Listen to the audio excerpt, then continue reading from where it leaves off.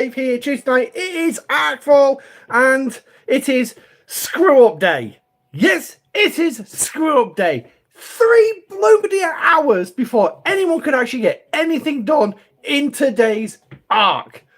Really, what the hell are we playing at this week?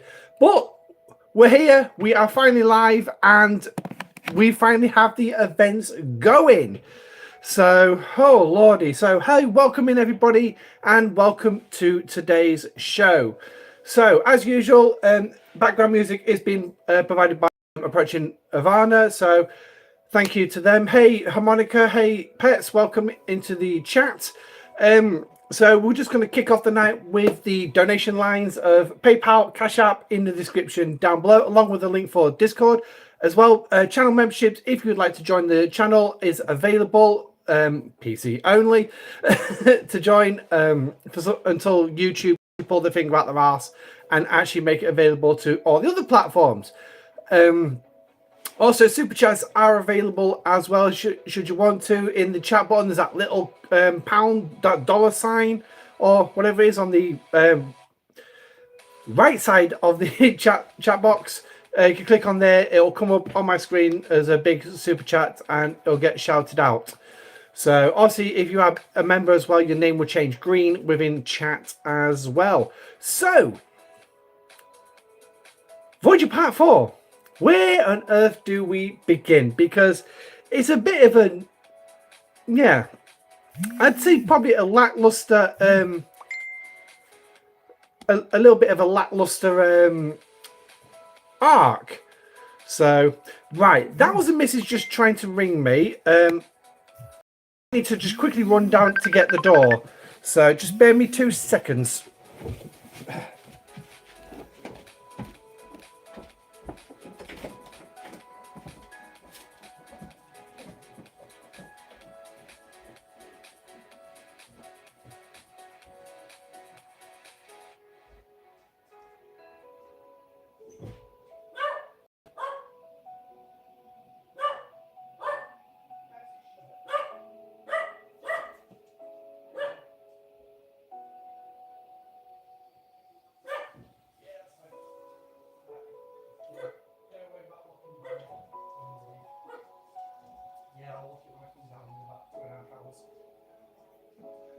Yeah, I'm sure.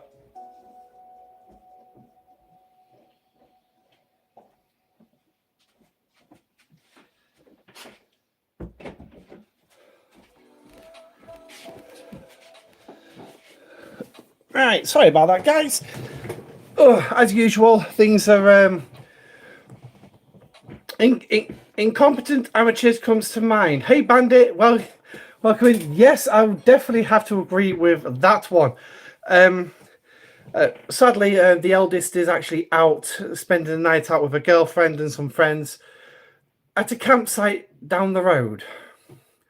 Yeah. So apparently one of them owns a caravan and it's on the nearest campsite to us. So unfortunately, she's not here to go get the door, so I've had to do that. But enough of that. But incompetent amateurs. Yes, I would have to agree. I mean, I can't imagine. I mean, let's take another big MMO on mobile. Eve Echoes. Okay, this was purely a PC only game. And then they expanded out onto mobile. I don't think they've had any problems. Now, I could be wrong. But I don't think they've had many, if any, problems with the various different platforms when it comes to Echoes. But yet, Scopely do not, every time they release big IPs, like Deep Space Nine, like Voyager, they run into major problems. Yes, major problems. And it's always the big arcs. Hey, Bog, welcome in, buddy. Did I bring tea and biscuits? No, not tonight. I've just bought 2 bottles of water as part of my little diet regime. So, flavoured water. Can't stand normal water. It council pop, as we like to call it here in the UK, or at least some of us older people would probably call it. And yeah, so it'll be drinking water tonight. So I've had a quick flick through the battle pass, the events, and the event store. So just as a quick FYI to everybody, do not expect any materials or resources this month, because all the events will be centered around our currency, which is that thing over there in the SLB. Yeah, that's your currency. It's yeah, an interesting one to say the least. But there. So before we jump into looking at that, I've not actually looked at the opening day gift chest. If we can actually just, you know, get the claims to the gifts to open. So we've got the launch day gift. I've already claimed my Matrix Diode. And this thing here, what the hell is this? I mean, yeah, I mean, defeat enemy ships or stations to get the loot chest. Yeah, okay. That's in the inventory tab. So I don't understand why we've got this one here, but hey-ho, it's there. So what lovely shards we're going to get? Well, most likely some officer shards. Yeah, we've got 2 of each. And we've got the directives for the new formation armadas. Now, if we will be able to find any, we can have a quick look at them. I doubt very much we're going to get the opportunity to start one. But the one thing I noticed today, and as a couple of people have also pointed out to me on the Stfc official Discord Galaxy chat and in my Discord as well, that apparently Uncommons were updated a few weeks ago to include new special abilities which will reduce isolated damage against a specific class of starship. So which basically means you've got to send ships to a specific node now, or avoid a specific node, depending on what you go on. So like if I decide to send the Valdor, I can go for the ones that is safe for an explorer. So it's either the ones that's against battleships or against interceptors. Yeah, I've already been out of there and I've already opened up the systems. So Voyager, a tier 2 Voyager with a level 5 warp research can actually reach it.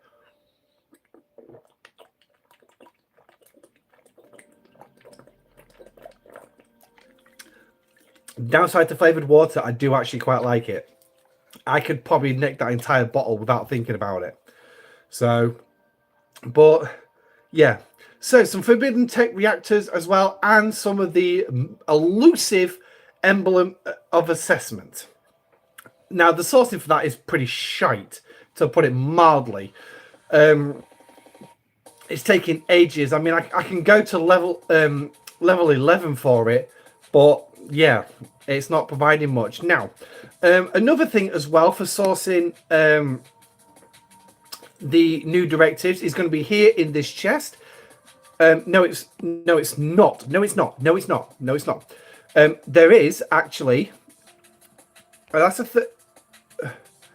Hang on. Where's my 7-day chest? Where's my 7-day chest? I've got 7 loyalty tokens ready to collect a chest. I saved it specifically. Yeah, hi Hugo, welcome in. Definitely a lot of bugs. I saved it specifically to pull this evening. I saved a lot of stuff for this evening. I've just recorded the commerce video as well only an hour ago. It's not edited yet, so it will be released in a couple of days. But no, I don't understand where it's gone. I really don't. Now that's peed me off. That has peed me off. Because that's it. I saved it. So let's just jump back into the base. Because when you actually look through, we actually go into the artifacts and we go into convert, you're going to go up here and you're going to be able to source your directives. Now, as you can see, they're going to cost 100 of these things. And this is why I say from the loyalty chest, where is it? You need to earn these unit complex tech to actually do it. So go into the store. I'm sure it's going to take us, yep, straight to the App Store. Nice. But, I mean, here's some of the new tech. You've got the Section 31 torpedoes, the Control Seeker, and the dual photon warheads. So, and obviously some directives, so a formation Armada pack. So, oh, you get three formations. Wow. Woohoo. How many you're going to get in here? Well, you're going to get 7 in there. So, but yeah. So that kind of balls things up a little bit for me showing that. Hopefully it's going to reappear at some point today. Because that I was really hoping to actually show that off. So let's see what we've got in this away team. Ah, we just got a standard success. Yeah, boring. Oh, we have another one. Let's have a look. Hey, we got a crate. And we got some Romanian credits. Nice. Oh my God, a third? How many have I got to claim? And I got a crit on that one. Those purple ones are definitely valuable because you're going to need like shed loads of them. Shed loads. There you go. 10 hours till the next one. That's absolutely fine. So, right. So let's jump into the event store and let's see what we've got this month. Well, you've got this limited time bundle, and in here we've got Bologna Torres. You've got just under 5 days to collect enough event store currency to basically get a maximum 6 shards. 6 shards. Right. Now, take a look at the cost. Just for that. So it's going to cost you 50% off. Is it? Actually, I think it might be. So, is it going to be valuable? If you're close enough to Bologna Torres, yeah, fine. Get it. But in my opinion, no. I mean, I've got to unlock. So at most, this is going to take her to tier. This will take her to 30 shards. Still 20 short of tier 2. So I don't know what else is going to appear in there or when it's going to appear. I'm guessing there's going to be a rolling thing going on with this. So, but anyway, so then we've got the cosmetics, which is your frames and your avatars. Woohoo! So, yeah. I mean, what we've got there. Oh, good tea. Nice house avatar from Worf and his little pinky. Check the other event store tab. One shard is 2,000. Ah, right. Thank you. I didn't actually clock the prices properly, with the exception of Janeway. I did actually clock. Resource materials. We're not going to bother with that one because that's the only way you're going to source resource materials this month. So watch your dilithium, watch your titanium, because I guarantee those are going to take hits to that this month, unless obviously you've got that tab or you whatever you can pull out of your dailies. So this is the month where resources do get taken out of the game and it's not easy to replace them. Unless the the ticketed events are going to pay them out this month. But I won't count on that one. So obviously here we've got is usual stuff. Cloaking Racketeer, yeah, only if you absolutely need it. Tetrons, Orb Splinters, Urbanite, Axionic Chips, Culver Particles, Mycelium. Syndicate XP is definitely one of the more valuable ones in here. An elite cultivated mycelium, active nanoprobes. Again, that's another decent one and probably an essential out of this particular bucket for towards your Borg officers. Independent credits, again, another one that I would probably highly recommend. But again, 18,800 currency for only 500 credits. Not exactly big numbers, not exactly float in my boat. So, I mean, independent credits are widely needed, yes. Ticket events, join events, never give out resources, only event store credits. Thank you, Hugo. Yes, that's what they do. I keep praying and hoping that just for once a month, they'll actually pay out some resources. It would be nice, considering we're losing a load. And then obviously we've got some more frames and avatars as well, should you wish to go after them. So yeah, nothing to sit right home about, in all honesty. But if you like those kind of things, they're there. Then we've got the blueprints. Now, I don't know if the G5 players will see G5 ships in this one, but I know for a fact I can see up to at least the G4 rares, because I found the Pilum and the Newton in here. But so Defiant Blueprint, wouldn't really recommend the Defiant Blueprint because obviously you've got your sourcing. If you have not got the Defiant yet, you've got your sourcing through the Bajoran Factions store. So I would probably recommend just do it on that. Don't waste. I mean, how much is it? 1,500 for one blueprint. So you're looking at 150,000 just to actually get the Defiant. And event store currency, I'm estimating will be somewhere around about 300,000 to 400,000 this month. I'm estimating. I could be wrong. I mean, after the month that we've had, they really actually do need to actually give us more. G4 rares are actually limited. G4 epics are limited to 15 shards. So you've got the Valdor, the Katingo. You've got the original Devoy, if you should like it. G3 epics as well, and the G3 level 26s. North Star, if you don't have a North Star. So yeah, if you really want it as a ship to take up some space in your hangar, or just for posterity's sake, I got one just to say I finally managed to achieve it. So you got your Mantis. Now, Mantis is going to be a difficult one for me to say yes or no to because, well, the only way we can really source the Mantis at the minute is through incursions. So, yes, I definitely would say yes. However, make sure you opt 33 first before you actually go for that one, because trust me, there is one other ship in this list that I'm definitely going to say yes to if you haven't got it, or if you haven't at least got two of them, because you are going to need two. And no, it's not going to be the Stella or the Visha. It is in fact going to be the Meridian. As you can see, it's limited to 200 blueprints. That's going to give you 2 full Meridians, and it's going to cost you a grand total of around about 300,000 to actually do it. So, but this is definitely the one that I would say ops as Shipyard 30 to actually build it. I think it's 30, and then yeah, and then go out and mine them. As I noticed, was it yesterday? One of my players in my alliance asked about how do we get certain particles, and I said, well, if you go through the refinery, you can get them here on a daily drip. And I sent him a screenshot, and he said, yeah, I don't see that. And I went, have you got a Meridian yet? He went, no, I'm not high enough to get it. Where do I get that from? I went, you can get one this month from the event store. You really do need to get one.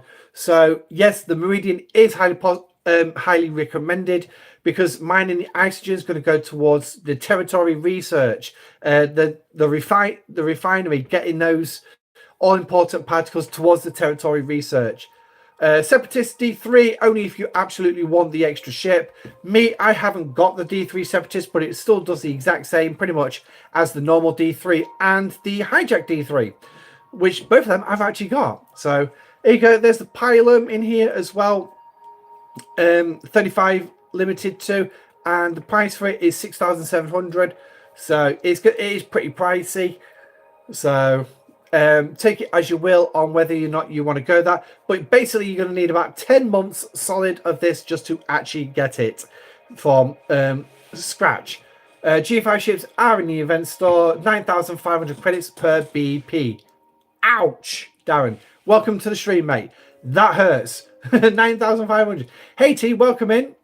Cerritos, also another ship that I would probably recommend that you do look at getting. But again, there is another way to source it, which is Cerritos Wednesday. There is a specific event which will allow you to source 10 blueprints per week. This is only limiting you to 50 blueprints, but you can still get this over 2 months. So over 2 event stores, which is a grand total of around about 8 months compared to 10 weeks.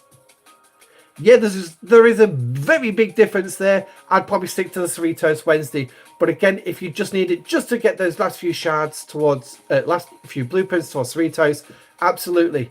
Sarcophagus, only if your server is big on territory changeovers frequently and territory battles. It's the only time I would recommend this.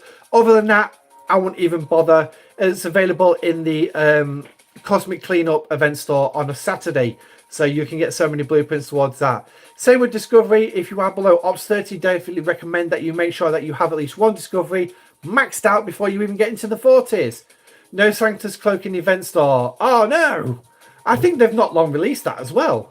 Is it the Sanctus, or was it just the G5 Uncommons? Guess just the officers for me this month. Oh That's all I'm going for this month, and we will be looking at them just shortly. But yeah, so Discovery definitely need to be tier 9 before you get into the 40s, because you will need it. Amalgam, yeah, you know my opinion on the Amalgam. I think it's a crap ship, but yeah, it's one way to source Honor Guard Wharf, but at the end of the day, Honor Guard Wharf is also sourceable through the Ultra Recruit tokens. So take it as you will. If you want the Amalgam, yeah, by all means. If you love raiding, by all means, get it. It might be worth something to you, especially if you can find bases with hundreds of billions, if not trillions, in their hold. And then to wrap up this line, Kelvin and Newton. Oh, and the Vidar, which actually, when I looked at it earlier, was actually right at the other end. But the Vidar, yes, if you haven't got the Vidar already, as a lower level player, I would highly recommend that you get the Vidar. I can't say that she's in the Saturday event store. So, yeah, I'd definitely say go get a Vidar. Since the Xborg Amalgam research, you should not discard her so fast. Her refinery became pretty good.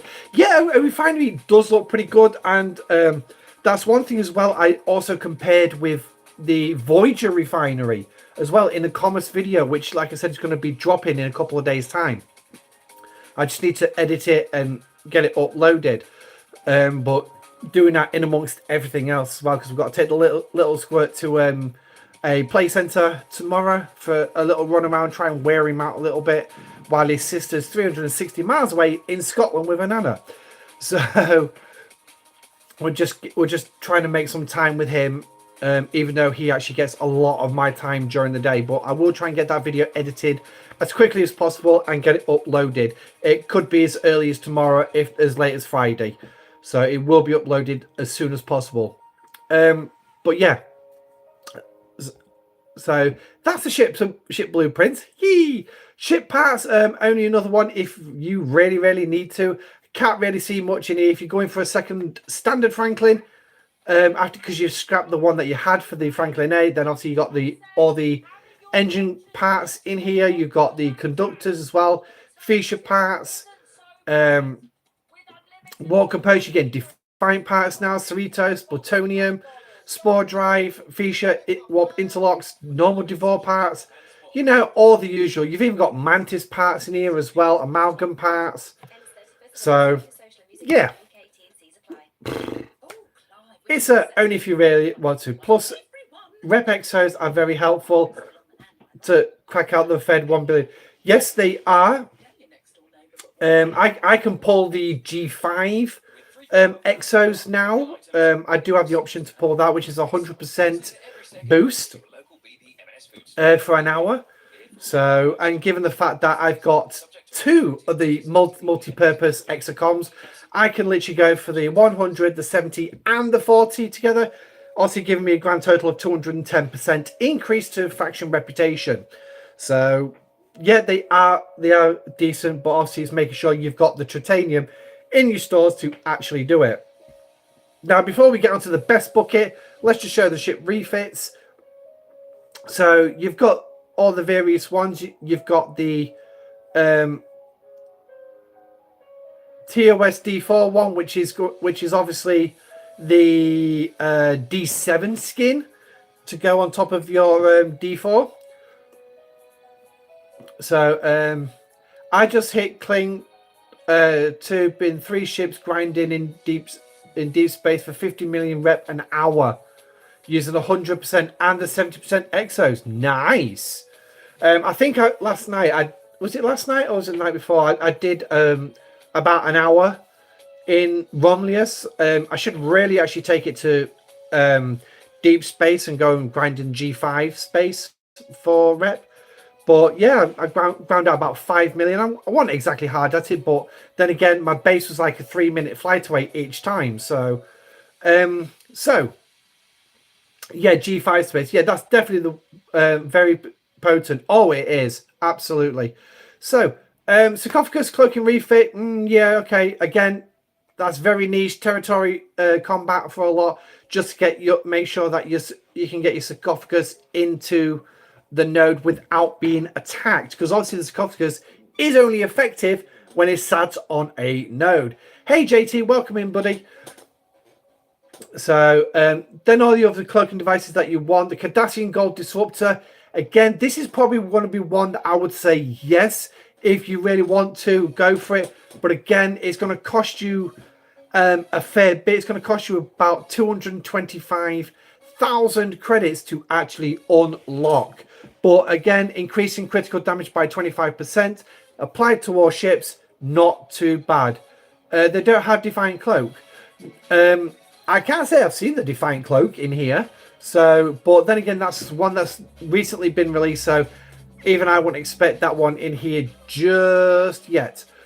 Stellar Borg skin as well. For those who want to actually reduce the cost efficiency. Oh, it's not going to tell us this one. The cost efficiency of your stellar particles to come down, and also apply G4 and or G5 materials to the stellar particle purchase chests. So I'd probably only get it just because it looks nice. It's better than the red skin. So that's it. It'll be a cosmetic thing for me. But again, for the stellar particles, for the last few bits of research I've got to do, it will actually prove a little bit advantageous over time. More cloaking, amalgam cloaking.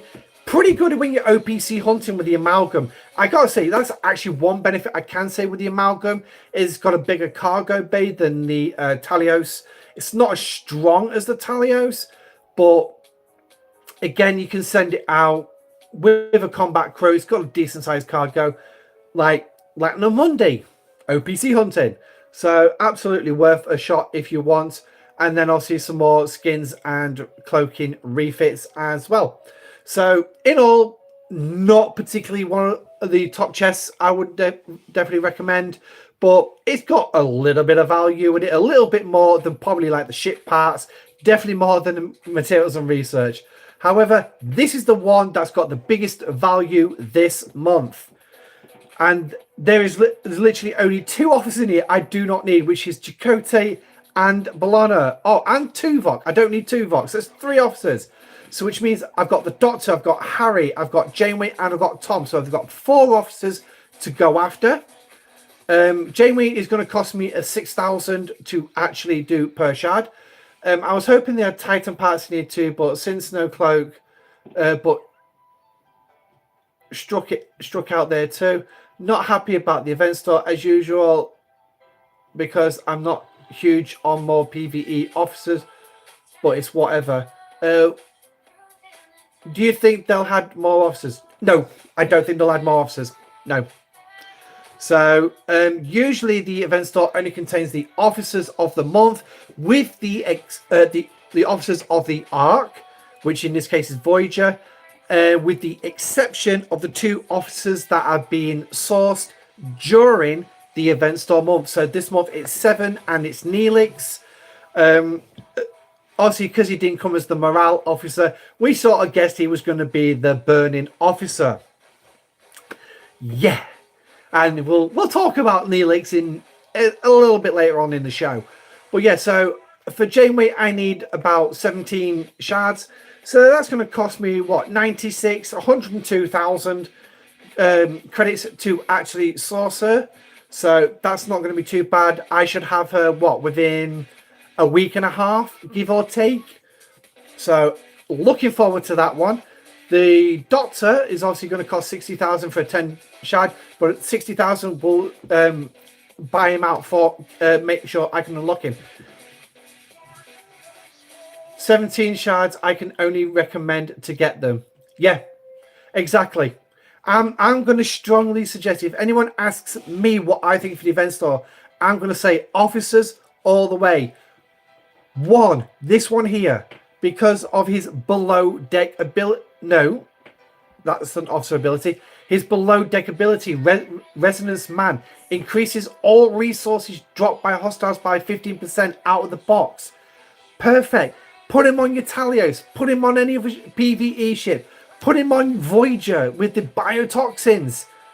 Yeah, with 5 of 11 on the captain's seat.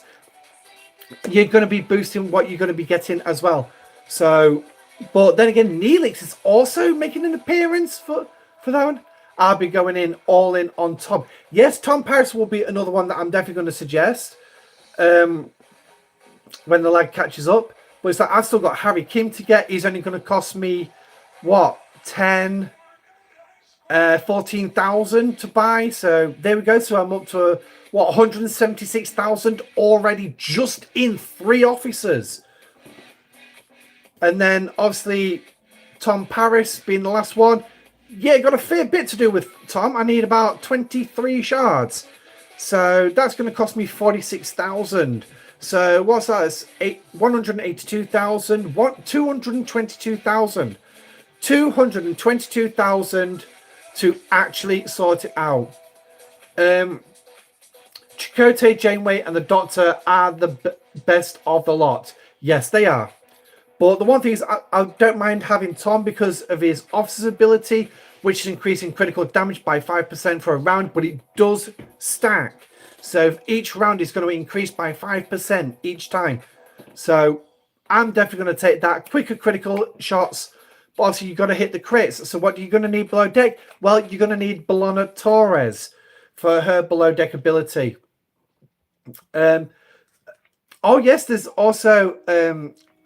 Hostiles and Armadas, increasing your mitigation by 200%. So that's another good one. Mitigation handled without using a bridge slot. Exactly.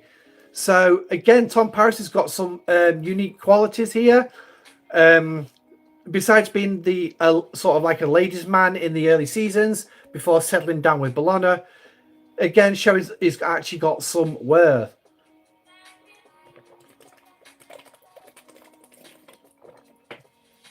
His officer ability is pretty meh. Oh, it's too much meh. Yeah, I suppose you could say that. But obviously, when you're up against, like, I'm thinking, okay, this is just my thinking. I mean, other people like Hugo will probably actually say, yeah, it is actually probably meh because they've got him, they've tested him out. But it's like, I want to run it against those 8472, see if we can actually end that fight faster.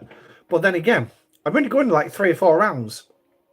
So probably not going to be that much useful, but I suppose I'll only see when I actually get him and get to test him. So they are the 4 officers that I'm going for. Like I said, I'm looking at 222,000 credits just to actually get the 4 officers that I need. Now, like I said, we're looking between 300,000 and 400,000 as a ballpark for the credits. So unless the Archon of this month is being really stingy and knocks them back. So, but a big plus for this month is the fact that we do now have sourcing for the Voyager officers. And, oh, I'm trying to remember where I saw them. Because it definitely wasn't in the refinery. I believe it was here in the... Yes, here it is. This is where you're going to source your Voyager crew. Now, it has only got the officers that's been released in the previous 3 months. Tom Paris' ability only makes sense against the freebooters. Your first shot gets 0, second shot 5 crit, and shot 3 gets 10. Nothing more against a standard hostile. All right, so there we go. So as Hugo just pointed out there in chat, it's been tested. So critical hits probably more against the freebooters. So yeah, again, I'll run some tests as well. See if I can find some nut and cranny, but we'll see. Now, the credits you're going to get for these are going to be sourced via the new rare Armadas. So yes, if you want to upgrade your officers, you are going to have to run those rare Armadas. Now, how many you're going to get per week? I'm going to think it's going to be 1 a week, which is fine. We pretty much only get 1 uncommon a week as a free-to-play sourcing. So, but obviously, if you want to get more, then yeah. Also, you got rare skill points, fragments in here as well, and some premium artifact tokens. Now, it's only 180, and you also need 1,000 to do each one. But when you fight freebooters, you probably rely on Q instead. Yeah, you would rely on Q because he's got that critical chance. So if you can make sure that critical chance is there, you know for a fact that Tom Paris is definitely going to proc no matter what. So it's a win-win situation on that one. But yeah, you pretty much rely on Hugh for fighting freebooters. I know I do. In fact, he does all my PVEs. So, but here, as you can see, we've got chances of full pull of all the officers. Then it's half pull, and then we're down to like the 5s, 2s, and 1s. So yeah. So sourcing for the officers is now available. What the odds are, I do not know because there's no I button, as per usual. And I guarantee you, you're not going to be pulling this every single week because the formation matters don't actually drop enough of the currency to actually warrant a weekly pull. Like I said, unless you go buy them, buy the directives for the in-app store. So yeah, so 2 new chests added. Can't wait to actually delve into it. Now, obviously, I can send Voyager out there, see what's going on, so we can actually look at one of these rare armadas if they're actually out there. Oh, I've got the Valdorin actually at current, and what I'll do is I'll send Voyager out because we can actually look at all of them. If you, Voyager is pretty much going to be the only ship in your inventory, unless you are a G5 player, that can actually reach all systems. So, where are you, Voyager? There she is. So, now there is one thing I want to look at. Oh, the in-game news is up again, so which means we've now got access to the calendar. Yay! So, how many parts do I actually need? Oh, I need about 113. So, okay, so I'm not going to get them from the chest I've got available at current. So, I will leave that for morning. But let's send Voyager out to the new systems. Should only take a few minutes to get there. So while Voyager's doing that, we can actually go and look and see what events they have planned for us this month. So here we go. So if we start with the central system and off we go. Now I'm going to pull the feature up. And obviously show you warp range 250. This is why I say Voyager is pretty much going to be the only ship you can actually use to reach it. It does start at warp range 28. So lower levels can get here. But yeah, you're not going to be getting far. It's, what is it? Larios is 28. Ronkel is 40. What range are you on? You're on 41. So oh no, 75, sorry. So, yeah, warp 28 should reach that system, not a problem. Then we've got warp range 100. Hey, where are you going? Then next up we got 160, followed by 200, then 250. So, now all the hostiles, if you haven't noticed yet, but I'm sure you already have, are Borg probes. They are Borg probes. Yeah. Is the Vidar going to be of any use against them? That's going to be an interesting one. I think one that we can actually have a look at tonight, if you so wish for me to actually sling the Talios out there and see what it can do. Now, is Voyager Part 4. So, obviously, these are going to be our milestone points for the Battle Pass rewards. So, non-Battle Pass specific events.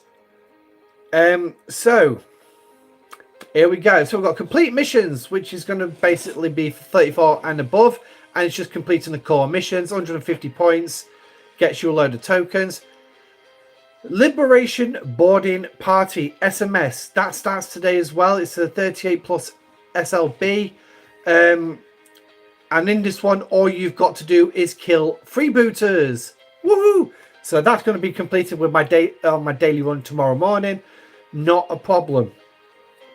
So, because I go out there and I'll just probably have to go kill the higher level ones just to score the points.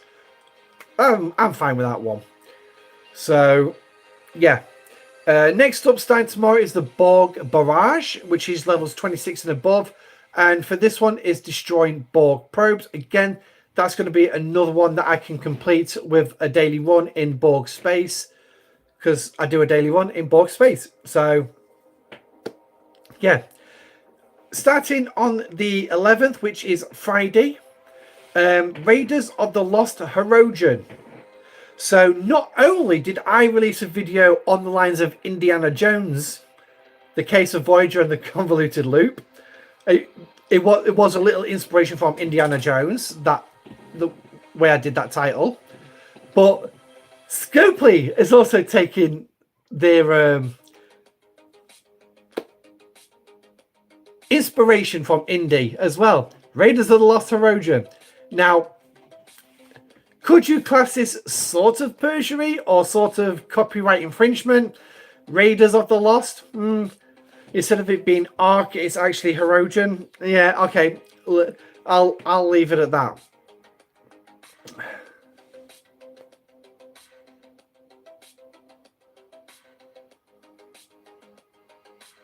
And to score, you've got to kill Herogen and Lost Hostiles. Now, next to these, I give you the levels where to attack attack hostiles, like 10 to 25. Just go out and hit normal red dots anywhere in the galaxy to actually score towards this event, towards the specific event. Oh my god, where did that come from? So yeah, so just do the normal hostiles and it'll score. Obviously, for those 26 and above, sadly, you're going to have to go after the specific hostiles. So, Sunday the 13th is going to be Chaos Games. And what we're going to have here is, after a meeting with locals in the sector, the crew of Voyager choose to aid the Axani in the fight against the three other factions in an effort to bring peace to a chaotic region. As they prepare for battle, the distinction between friend and foe, blur and alliances were tested. Defeat plays ships to score. So this is going to be a PvE event. Now, what PvP event? I don't know. But as I understand it, is there a skin going round for the Rialta? Is there a skin going round for the Rialta? Let me know, because it'll be interesting to know. And obviously, we will jump over there after we've looked at this. Oh, in fact, we've got a Voyager to have a look at as well, haven't we? So yeah, that should be interesting. Peace Treaty Unity on Monday the 14th. Basically, hailing frequencies and help your alliance. Oh, there are two Rialta skins. Yeah, I did start watching this video. I got about 5 minutes in before I came up to record my patch note video. So I basically just got the officers and the Formation Armada bit. That was it. So we can have a look at those skins. It should be interesting. Wednesday the 16th, you're going to see Speed Boost. It's just another SMS. Strengthen the new bond. With ongoing peace factions, Antarian Transstellar Rally. Oh my god, that's the one that Paris raced in, wasn't it? And him and Bologna had a little bit of a ding dong. But this is a power gain event. Yes. So save up some of that good research that you can open to do it. Or spending ship XP. Now, it says spending ship XP, but I'm sure we've all come to realize lately, yeah, let's not count on that particular one, because they said it a couple of times before. Has it appeared? No, it has not. So, yeah, let's be prepared for that one. So, Friday the 19th, Friday the 18th, Saturday the 19th, we've got an SLB starting for the rally qualifying. Score in this event by starting and ending flight using the Rialta within systems stated in the event description during the time limit. So, this is a new event. This is a new event. So you're going to get your Rialta and you're going to race. And you've only got a limited amount of time to do it. So, what am I going to recommend on this one? Well, Miles O'Brien below deck for the warp speed between systems. I definitely would recommend that. and a impulse speed crew on the bridge. So, yes, that's going to be interesting. So, and then on Sunday the 20th is the finals. Again, flying through the systems within a specific time frame. So, we have 3 runs as well of the Recruit 7 of 9 Heroic SMSs and the SLBs, spending materials and spending rare and epic Armada directives, solo and group. So, chance for you to go get 7 of 9, but remember, is to spend materials. You're not going to be sourcing materials this month. So it's pretty much whatever you got in your hold, unless you want to go to the in-app store and spend some money. Don't forget as well, if anyone's got any left, you still got a couple of chests left of the elite gift chest, which was given out as a compo last month. Sorry, join the summer hunt actually. For I think it was stability reasons. So I've got a couple of days left, so that'll be my source of materials and research. But again, it's not going to give me an awful lot. I really can't see me getting 7 of 9 this month. How the SLB SMS is going to work this month, I do not know. But Dollars to Donuts, they might just run it the same way they did Chakotay last month, which basically meant if you manage to complete the heroic SMS, which it does state heroic, so that gives me my feeling it's going to be the same as Chakotay's, you should be able to basically source 7 of 9 over 2 weekends. In theory. So, but obviously we'll see these as they drop. So, starting in week 3, we have All Hands Alliance Leaderboard, which is a 4-day event, which is going to require you to spend Ultra Recruit tokens. Get saving those Ultra Recruit tokens. Don't spend any more until the 26th. Yes, the 26th. Don't spend them at the beginning of the leaderboard. Because you know full well that people who don't follow the content creators, or if the content creators actually recommend this strategy, you know full well they're going to go spending those tokens. So save them up and then spend them on the last day. Spend them on the last day. It's easy to blow through them. 4,000 a pot. It's easy to blow through them. So spend them on the last day. See if you can snipe that leaderboard. That's going to be my suggestion. So, I mean, I'll be doing it. There's only one run of it, so you've only got one chance at it. So, but it's nice when they actually do put these different events in, not spending materials or resources, actually spending something else that a lot of players probably will have saved up. So I will be starting to save them now. Now I know this event is coming around. It is an alliance leaderboard, so you can really help your alliance.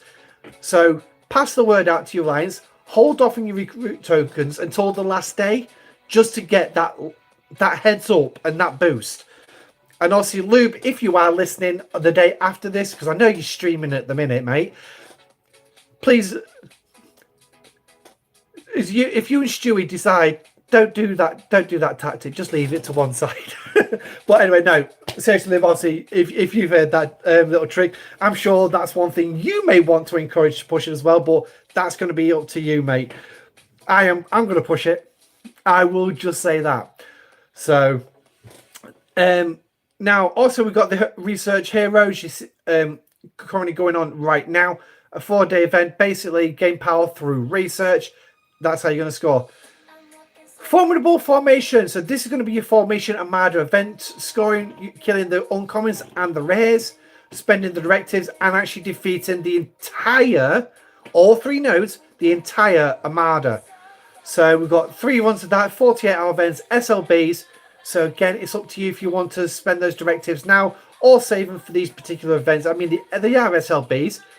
You might want to save those directives up for the final run on the 24th and the 25th. So it's entirely up to you.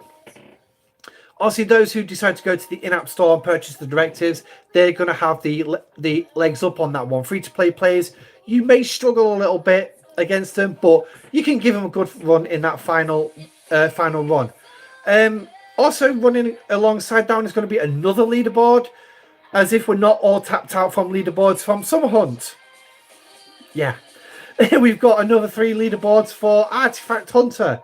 Again, this is spending, restoring and upgrading the various artifacts, and also using the artifact tokens. So again, you might want to try and balance these leaderboards on a free-to-play path of save up the directives, do the formation of murders sort of like early on in the day, like EU servers. We could probably do them in the morning, and then spend the artifact tokens towards the end of that particular event. So the ending on the 25th, before event change, just splash them out, quickly spend out, and upgrading the artifacts that we can actually get our hands on. Alliance leaderboard, again, is an artifact hunt. Again, pretty much the same as the SLB. So, yeah, going to be running concurrent. Item Imperium, as you noticed earlier, we've got that running SLB scoring spent by spending chaotic space tokens in the event store. So, yeah, there's only one run of this. Doesn't quite make sense to me, but hey, we're placing the top 25 to be entered into the final in last days of the Arc. Ooh, I did not know that little bit. It is a competition, so you've got to score within the last 25. So basically, this is encouraging you to spend the event currency. It's encouraging you to spend the event currency. So, yeah, okay, so I can see how much currency I've got by the 12th, and then I could spend it. Then on the 13th, part 2 will come around. So again, I could save up for another 4 days, and then spend again on the final day. And then part 3, again, there's another one, 18th to the 22nd, so I could do the exact same again. Yeah. And then 23rd to the 27th, which is the final. Again, spend more event currency. Well, that makes a lot of sense, doesn't it? So basically, a continuing event for the best part of like 16 days. Running that event. So, and it also says the last 5 days of the Arc. Well, yeah, the 23rd to the 27th is the last days of the Arc.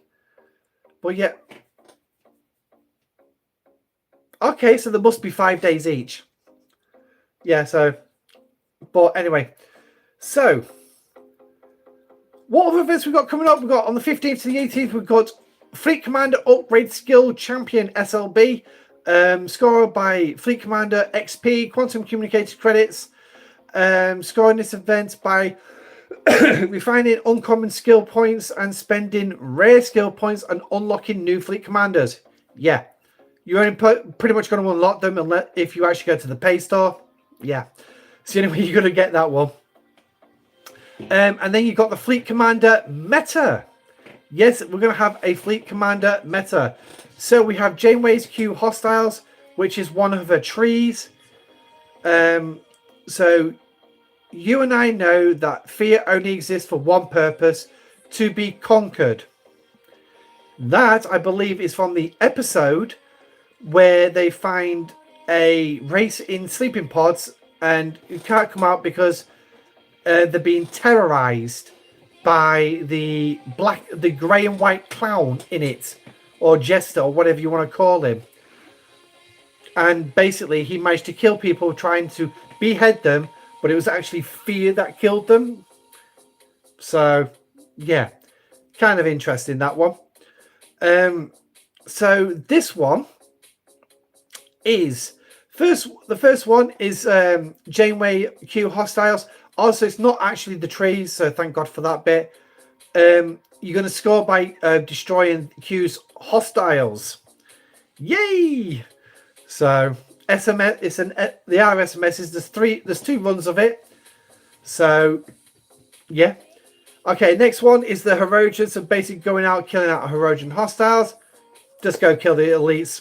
Easiest option. And then mining. Materials or resources. So time to kick back and enjoy a cup of coffee or 5 while we find some precious areas to mine.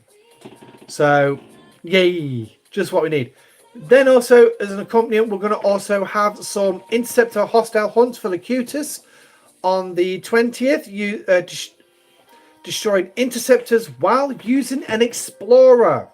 So yes, you must use your explorers and go kill interceptors. Woohoo! 7 of 9 hunt. Basically eclipse hostiles, go out, shoot them all. So that's going to be a busy day. Is that 18th? Is that a Thursday? Hang on. Monday the 14th, Tuesday the 15th, Wednesday. No, it's a Friday, isn't it? It's a Friday. They could have actually made that on a Thursday to tie in with the Apex event. Oi. Gain bonus points obviously by having the relevant fleet commanders in slot as well. And then also we've got Spock going out destroying explorers using a battleship. And also you're going to have Kirk as well destroying battleships using an interceptor. So freebooters are probably going to be your best bets for these ones. So, but just be careful because a lot of players are probably going to go and do the exact same thing. Then also we've got the freebooter. You don't see Inner Syndicate. Why don't they like to add that to this? Because they don't want you to prepare for it. Not like free-to-play players can really prepare for it. Yeah. So it doesn't. I mean, JT, I actually agree with you on that one. I don't understand why they don't want to put it in, but hey ho, that's Scopely for you. That's the Arc Runner. But anyway, so we've got Forbidden Tech acquisition that's running at the minute. We've got 2 runs of that. Forbidden Tech upgrade and Forbidden Tech upgrades. Also got an SLB and an SMS. Then you got Q's Charge Challenger as well. SMS and SLBs running as well. Again, they're going to be all up in little tabs in the event store, so just watch out for them. You're going to have your 3 ticketed weekends as well. Mining, Armadas, Eclipse, and all that. You got the Jellyfish, and Worms. Parabellum, 17th of August. So that's a chance to get some more Latinum and some more parts towards your Jellyfish or your Explorer. Jellyfish Ball as well, for those of you who haven't got the Jellyfish. Ops 36 to participate. Although you can't build the ship till Ops 39. Oh, hang on. No, it's saying Ops 39 now. I could have sworn that Jellyfish Ball. Sorry, Jellyfish. Oh my God, get it right, Pegasus. So Jellyfish Ball going out and killing art stars in 3 specific systems in faction space. Jellyfish Pursuit is the SLB, which starts at 36 and above, and again, you can't build it anyway till Ops 30, Shipyard 39, but a chance for you to go out and get it. G3 and G4 material spending, but you 36, you've pretty much only got G3 materials and Armada directives as well. So that's the events. Doesn't look particularly busy, does it? Doesn't look that busy. Interesting, to say the least.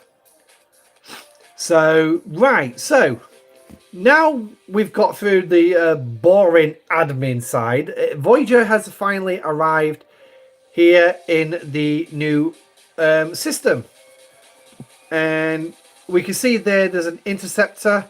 It is a Talia. So somebody's taking advantage of the fact that these are Borg ships and going after them with Talias. All they do is provide resources. So don't expect something special. What their chests drop like, I do not know. Oh, is DJ going live on his podcast as well right now? Ooh, interesting.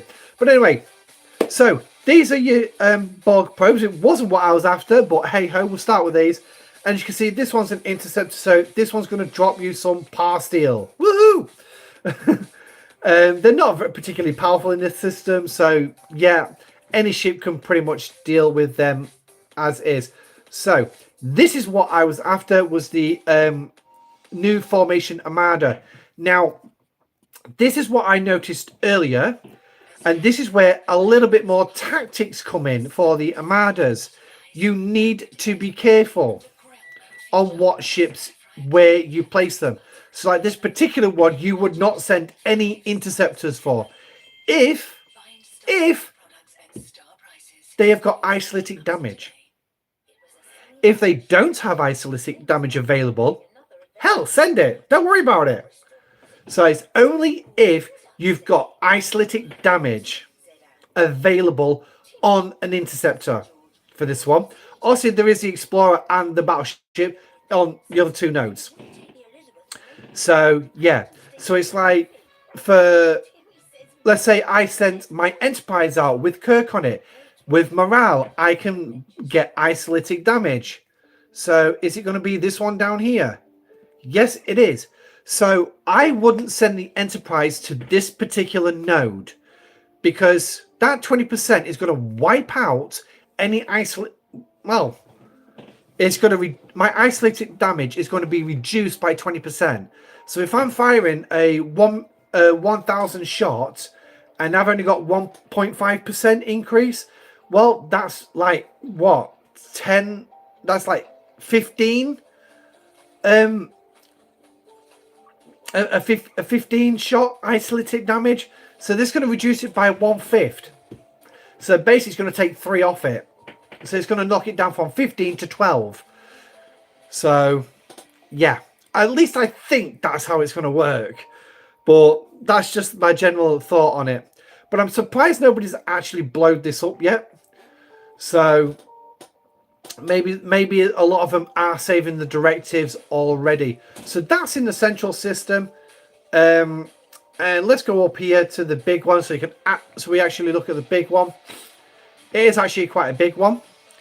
So now, for those of you who did read the patch notes, also you'll notice that all these rare ones will also drop specific shards aimed at specific isolytic damage artifacts. Yes, it's the isolytic artifacts. So just bear that one in mind. So, right. You know, for a ship with better warp speed, it's not particularly moving that fast.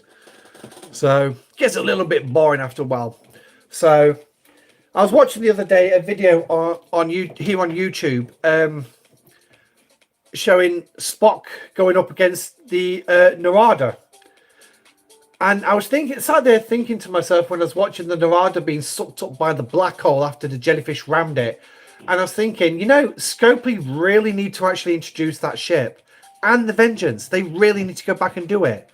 But then again, with the way this arc has played out, I think Scopely really do need to go back to the drawing board and sort something out with the game.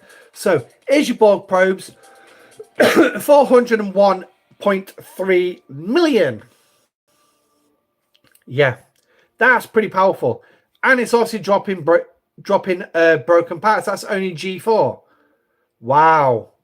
Not what I was expecting. But, yeah, so I'm guessing your Talios might be able to take it on.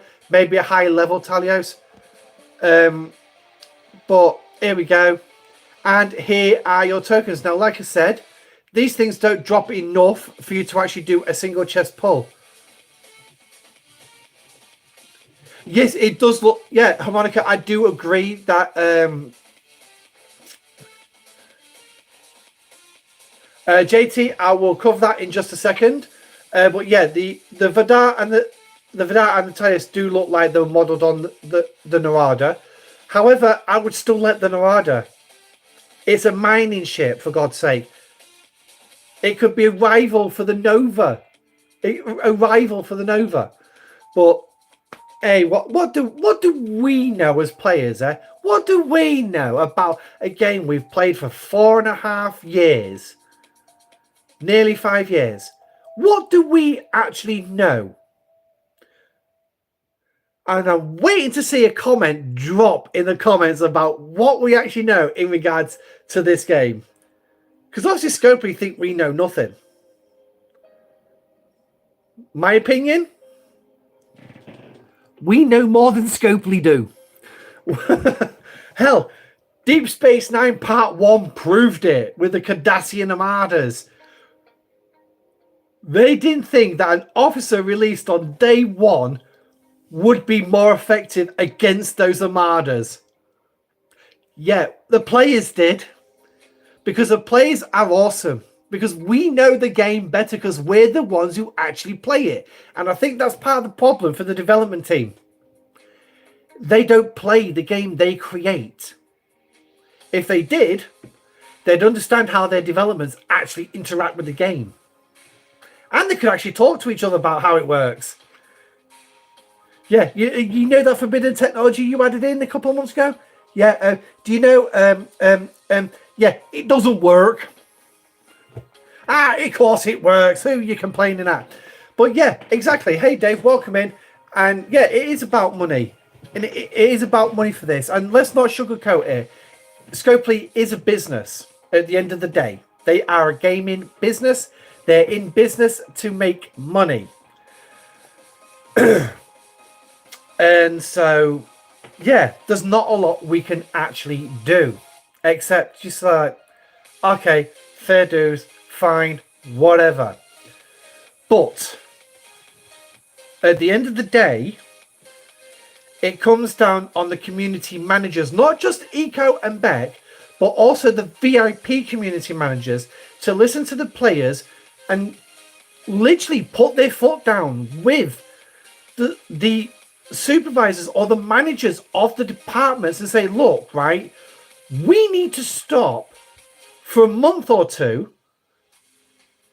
take a hit in money, because there's no doubt about it, they will take a hit because it's what makes their money is the new content. So it's like all the packs at the minute is what's going to make them the money for this month. They need to take a hit. I'm sure they've earned more than enough profit over 4.5 years to know that they could actually take a hit for a month, maybe 3 months to, focus on fixing the game, but they could still drop little new things in. Just little new things like, maybe change the nodes to unlimited nodes. Maybe allow more than one ship to mine a node. Little things like that. Or maybe generic below deck officers aimed at specific class of ships. So interceptor specialist officers, explorers, hell, even miners specialists. So maybe something like that. Just, drop little bits in to the game. So they're still releasing some new stuff every now and again. Hell, you can make packs around them as well. So players will still go out and buy them. Yes, I want to get these officers. I want to get them now. I don't want to wait a week or two just to get enough shards to unlock them.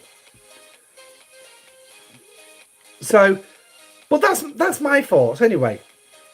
Just drop something small. Stop releasing big content. Stop releasing big features.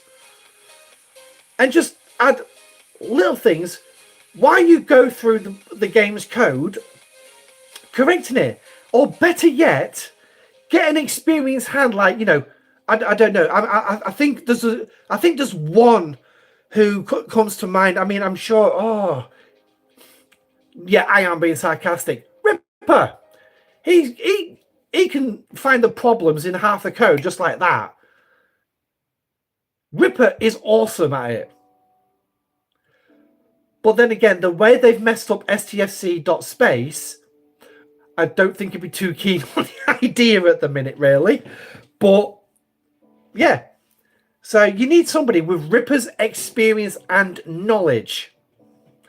And for those of you who haven't noticed as well, Scopely have actually advertised a job for sort of like an engineering supervisor or something like that. However, I don't think it's aimed at Star Trek Fleet Command. I think it's aimed at Marvel Strike Force. That's it. I want OPC to count for all mining type events the same way still for LAT for mining Monday. First of all, hi, let's welcome into the stream. And yes, I do agree. That would be actually nice. Especially with the number of players who can potentially go, OPC. I actually did some OPC hunting yesterday. I did some. I went out, sent Metalios out. I agree with you totally. I know people are leaving the game because they keep doing the same cycle. I want to leave the game most of the time now. Bug, I'm sorry to hear that you actually think like that, but at the end of the day, I can't even make a logical argument to stick around, in all honesty. I mean, at the end of the day, if we actually go back to December last year, when they dropped the roadmap, I believe the roadmap actually said some things about improving stability, improving the grind, and improving this, that, and the other. Yeah, we are now 8 months into the year, and the situation has got worse. It has got worse. There is no doubt about it. And given the fact that shit was broken at the start today, stuff was broken. I think it was like Amado respawn times and various couple of other things like missing slots here, there, and all that. It was broken. It still is broken. Where's my 7-day loot chest? I mean, let's actually see if it's actually returned. Dollars of donuts, it hasn't. No, it's still missing. It's still missing. So, JT, you were asking about the sourcing for the new rare Armadas. Well, guess what? This is where it starts. On that missing chest. It's a 7-day loyalty chest. We should be getting some tokens in there. I don't know how many we're going to get. I think it might be 100. But basically, once every 7 days, you're going to be able to pull it. And then you will take that to your artifacts. If we actually just scroll across the bottom here to artifacts. And then, obviously, in here, you're going to scroll here. Take it into the Armada directives. And you're going to cash it in here. So, and here is... there's your start point. So, customer service is horrible. They don't even do any work. Just they close the ticket. Nuts. I'll come back onto that in a minute because I actually asked a question of customer support, which I thought, you know, you can do this. Apparently not. In fact, I'll show if we can gain access to it. I'll show you it. I quit the game for 2 years due to connection problems, and stupid me, I came back and got hooked again. Well, Dave, I'm glad you got hooked again. I really am.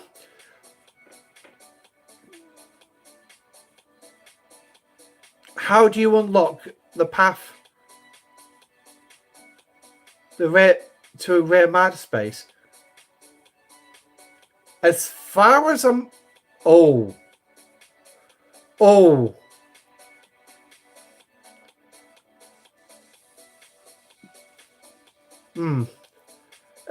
Every new arc equals more Armadas, more research, and again, more Armadas have more research. Boring.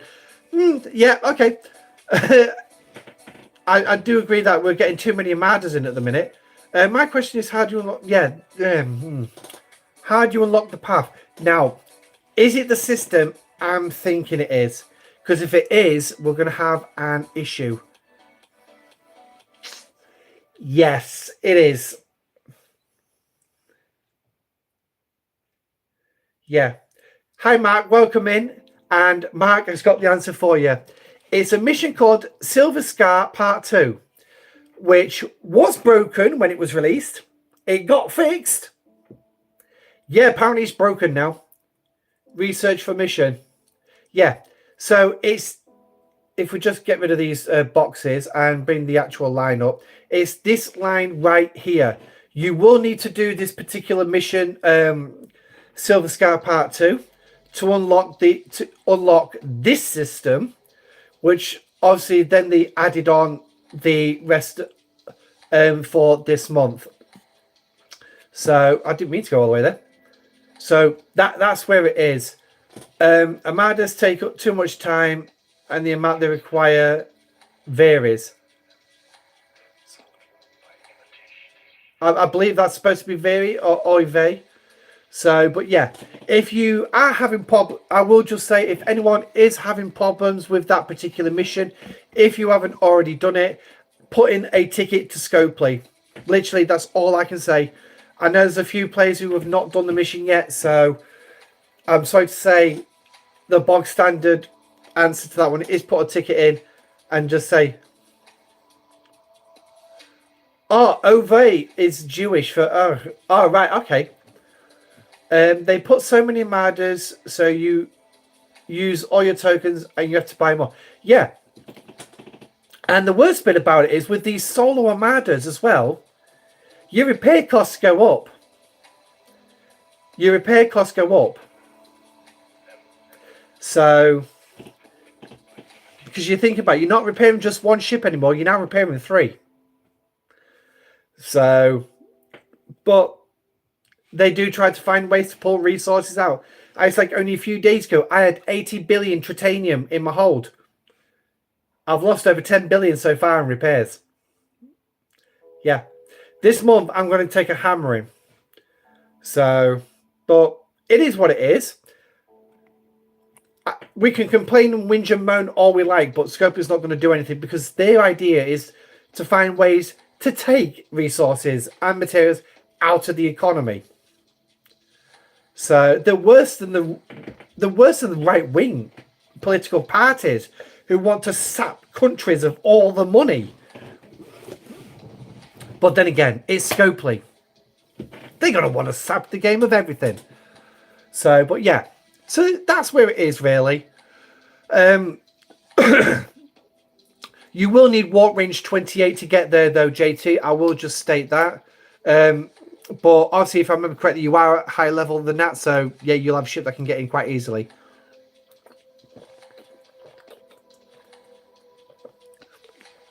Obviously, for anyone who hasn't got at least a tier 6 or 7 G4 epic, rare, sorry, Voyager or your Fuchsia is going to be the best one to get around these systems. Yeah, 42, thought so. You spend all your time waiting for things to go off. 15 minutes, 7 minutes, 6 minutes. Then what is you get bumped hours. That's just hours of doing Armada after Armadas.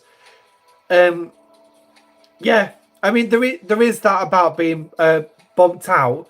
But that comes down to the Armada leader actually using a system that is put in place to protect players in Armadas from being kicked out.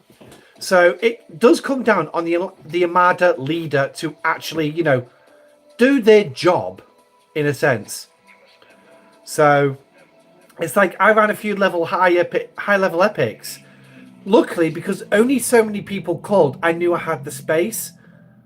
But it's like monitoring chat to see how many people are calling, to the number of spaces I've got, and then I take the top 5 people who've called. They're the ones that's in the Armada. And I will star them in case somebody tries to think they can sneak their way in. So, but luckily, there's not many high-level players in my alliance that can reach where I am. I mean, it's not exactly a comprehensive view idea of this one. But if we go here and look at power, I'm actually the 4th most powerful player in my alliance. And I can shove that up to 65 million just by putting warships on every dock. But look, I've got a couple of level 49s below me. So, and in fact, level 49 just above me. So, it's like, yeah, I got 47s. That's a 47, a couple of 46s up there as well. But that's just in my alliance. So, I know for a fact, out of that top 7, hang on. Let's have a look at it. So power levels again. Oh, actually, we ought to go by level because some of them will not rank. Oh, you can't do level. Okay, so power then. So got 7, 8, 9, 10, 11. So I've potentially got 11 players. Oh, I think we're something like 13th or something like that. But I've got 11 players who could potentially reach those high-level systems. but maybe just 10, because obviously the 45 can't reach it yet, unless their G4 uncommons have got a good warp range.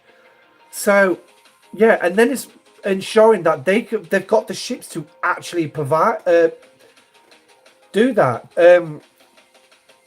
So I'll just show you where we're positioned in the alliance ranks. Alliances, power. Oh, we're 11th, so we're not too bad. So that's absolutely fine. I mean, yeah. I mean, it's literally just one below the last alliance that I was in. So, and one of the other alliances that I was in is a lot higher. And yeah. Over and over, 3 faction armadas takes 45 minutes, and they want you to do 30, even if it's possible to do, even if it's the 7-minute clips, that's still just hours to do armadas. Yes, it is. I mean, if we look at the eclipse, I mean, for the uncommons, I've actually got 36 uncommon eclipse armadas available to do. So, I mean, if we... All right, here we go. There it is. So, if we actually do that, so clear that off. 37 times 7 minutes, 259 minutes. So, it's 4 hours and 39 minutes. 4 hours and 39 minutes to actually, you know... Oh, no, sorry, not 39, sorry. Sorry, got that wrong. 4 hours and 19 minutes. 4 hours and 19 minutes to do 37 rare armadas. Now, it's possible. But I've yet to meet somebody who's got 5 hours to play with. Who can sit there for 5 hours. Now, yes. There are gamers who can sit there and do that. But this is a mobile game. Should you really be spending 5, 6 to 9 hours in the game? No, I thought the idea was you just did your bits, put the phone down for a little bit, got on with something else. Like, you know, like go online, play Star Trek Online on your PC or your Xbox or your PS5 or whatever. PS4, sorry. So... No, I agree with you, Noz. Even I don't want to spend 5 hours running armadas. Obviously, I wouldn't have 37 every day. The Eclipse armadas, if I trained them all, I would only be able to do 1 every 2 days. So, yeah, it's just making sure you run them in amongst doing everything else. I mean, I like to try and do as much in the game as I possibly can do. So, yeah. But at the end of the day, I still don't put 5 hours into the game. I'm retired. I play from 5 a.m. to 1 p.m. every day. Bloody hell, man. What's that? That's like, what? 7 hours. What the hell can you do for 7 hours?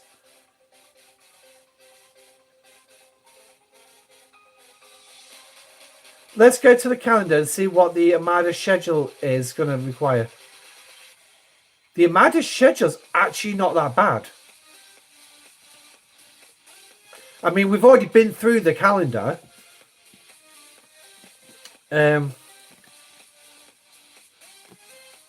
But the dailies, I can do most of my dailies inside an hour, if not less. So, but then again, I've got the sweeps as well, so that really does help. How many Armada events are there? I don't think there was actually that many.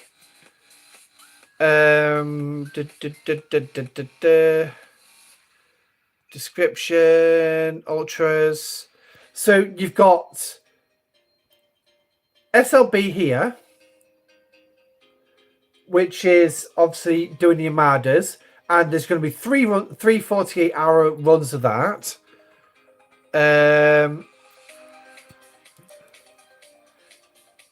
And then obviously you got the spend tokens as well.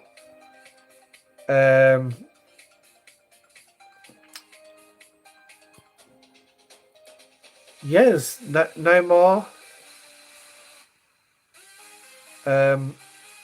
Huge trials. You can blow some up in the ticketed events.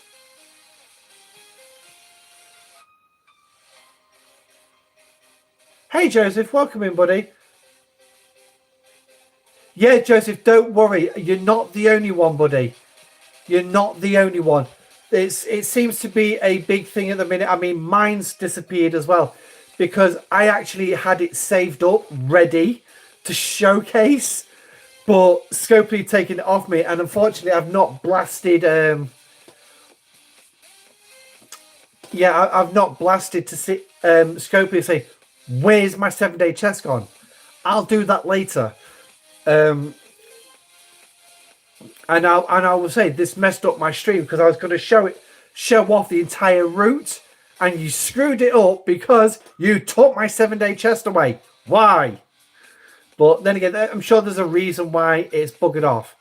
But I can't say I've seen an announcement about it.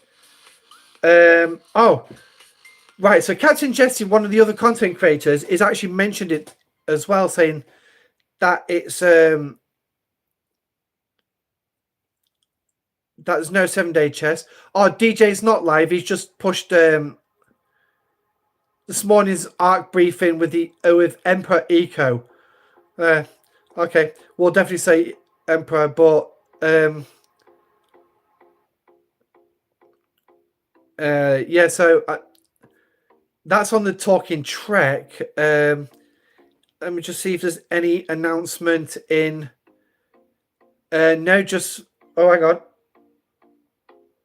Just the last announcement from Eco, which was just over an hour and a half ago. All events should now be live. We appreciate everyone's patience today, and we hope you'll enjoy the end of the Voyager arc this month. So we started 3 hours late. We've taken your 7-day chest. And just looking at the other issues that's today, we've had some Armadas not respawning or giving out the rewards. We've had missing slots like building research and the fleet commanders for some players. And it's sorry, thank you for your patience. We hope you enjoy the rest of the month. Have a nice day. What about a compo chest? No compo chest mentioned. So that's a little bit of a ball ache. And I'm actually just going to quickly add this in. Oh.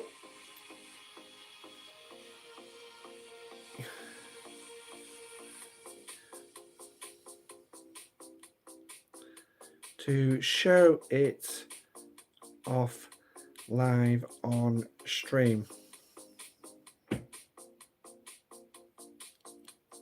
So there, just bang that in.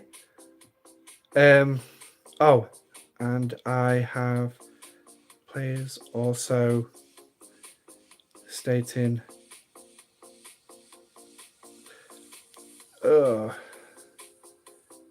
their 7-day chest missing.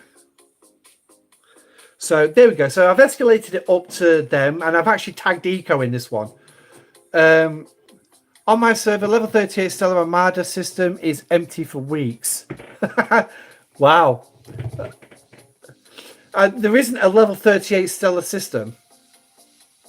There isn't a level 38 Stellar Armadas. It's 37, then 40. So, but having an Armada system empty for weeks is like, okay, yeah, that's not good. Don't forget to add player can't get the content due to the broken mission. Yeah, I think he means Midge as well, JT.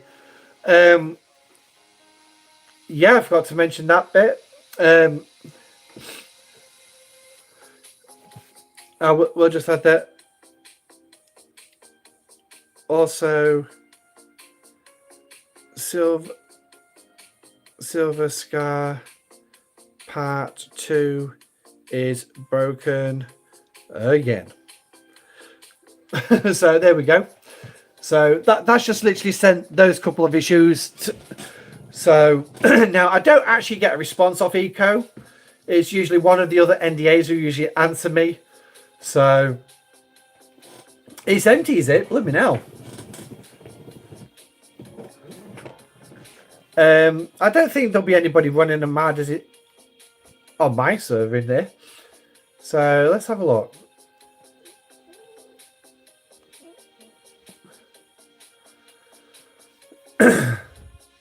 So I know got a shipping, got at least one ship in there. Damaged Armada.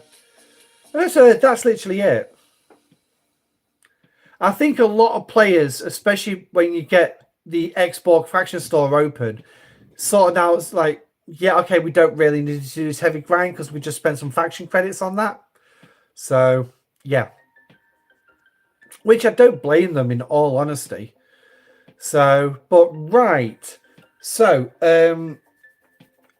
right, what else do we need to cover? Because obviously this is the Arcfall stream, so let's call up the patch notes.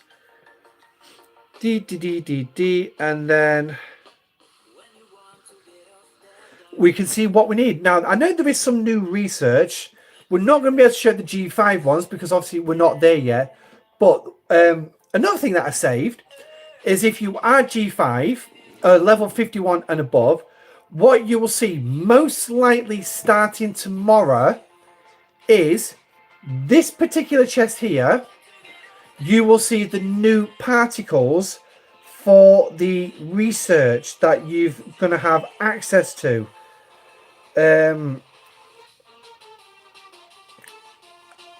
Station tree expansion. This is the one.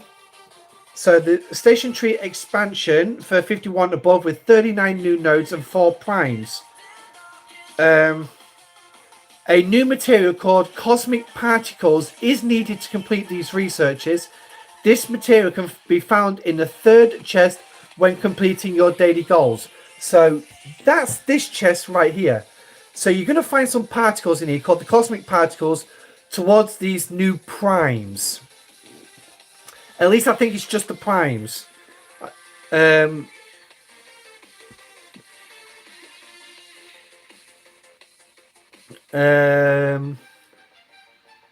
Yeah, so I think it's going to be on the new primes. So the fact that they've actually now put a free-to-play source in for it. Oh, they're already there, are they, Darren? Nice. So they're already there. That's brilliant. So now, Darren, I'm guessing obviously you're a G5 player. So is it actually aimed... Hi, Tone. Welcome in, buddy. Is it actually aimed at the primes? Because that's what I was thinking when I saw these patch notes this morning. I hate to think that all this new station research has got this bloody particle. But then again, what did they do with the galaxy tree as well when they introduced rhodidium? Yeah, all that research needed rhodidium. You don't care for the Ops 50 plus content this release? No, I know you won't care for it. I mean, you want to play too. Yeah, I mean, I totally understand where you're coming from, buddy. But, I mean, it would be nice if at least just a small amount of particles was available now. But, and then we can start saving up for when we get there. Oh, Lordy. So it's actually for the research. Oh, it's another rhodidium thing, isn't it? Another rhodidium thing. Well, you got to hand it to Scopely to screw up somewhere, haven't you? So, oi.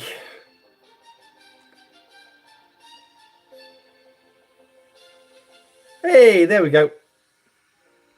So, joyful. So, right. then obviously we've got the officers. So let's go have a look at the officers that we've got today, shall we?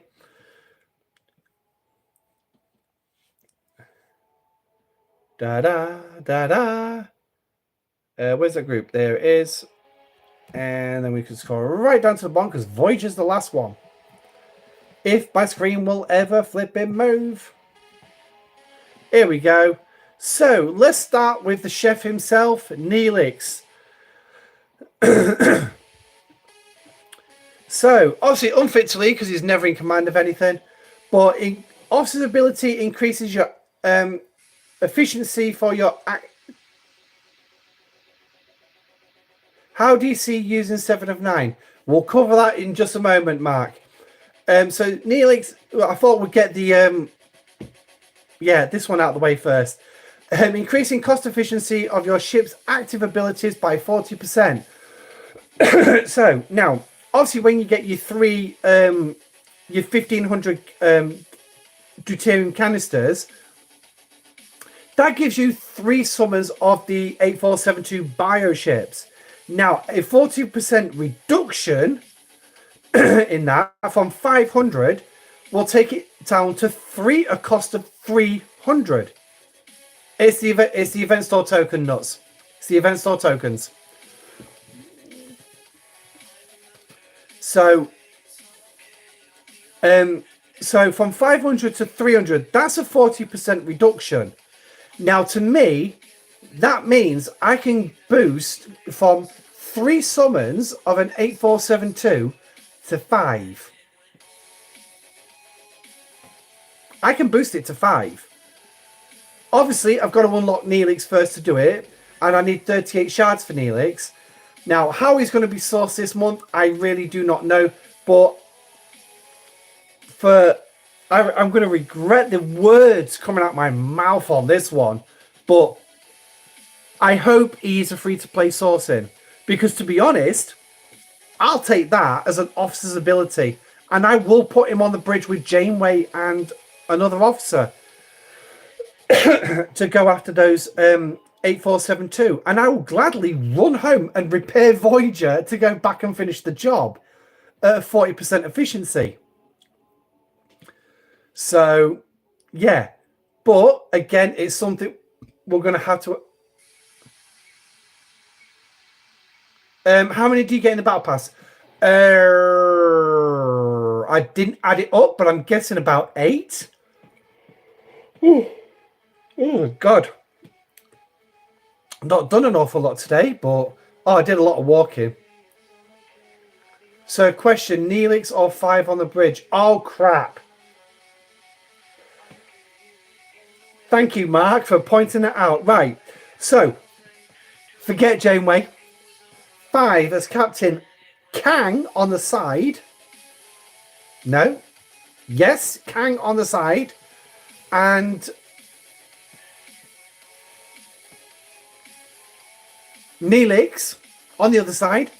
And then Torres below deck for your procking of hull breach. That's a formation that I'm going to recommend. Whether it's going to work or not, I do not know. But we'll have to wait and see. But so you've got that. And then obviously is below deck is the burning. And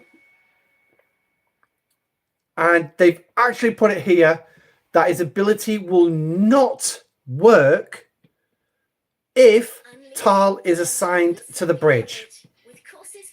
So just bear that in mind. So you can get rid of burning on the bridge, but just make sure Tal's not there neither. So just watch out for that one. I'm sure there's going to be a lot of players who are going to try it and think, why is Tal not working? Because you didn't read the description. Oh, the new primes use dolomite particles. 14 shards, smashing. Thank you, Nuts. I wasn't 100% sure because I'd not counted them up. So 14 shards on top of the 2, that's going to give me 16 shards. Still not going to put me halfway, but I'm sure there's going to be a couple of shards in the missions, and then I'm sure it's going to be sourced maybe in the ticketed events as well. So there's a potential extra 9 to 18 shards. So, but yeah. So yeah, burning, yeah. Once it's upgraded, whether or not it's going to get added to the officer sourcing through the artifact store, artifact building, is another story, because obviously they still not added the other Deep Space Nine officers to the Bajoran faction store to be sourced from there. So we're still waiting on that to happen. So I mean, this is another thing that Scopely could sort out, but yeah. So let's get rid of the rat and go to our Borg. 7 of 9 below deck officer. Now there are going to be, like I said when we looked at the calendar, 3 weekends where you're going to have the heroic SMS, which I think may be like Chakotay's last month. So you'll get a half pull each week, maybe. So 120 shards. She's actually got quite a lot of shards needed for her. But Bridge Officer's ability is increasing critical hit damage when against armadas. Now, 80%, that's not particularly too bad. But again, you're going to need something to proc that ability. The critical damage ability of the ship. So again, you're going to need hull breach on the ship. You're going to need Hugh below deck, probably. No, Hugh doesn't work against the Armadas, does he? So, yeah. I'm sure there was an officer who propped criticals. Critical chances.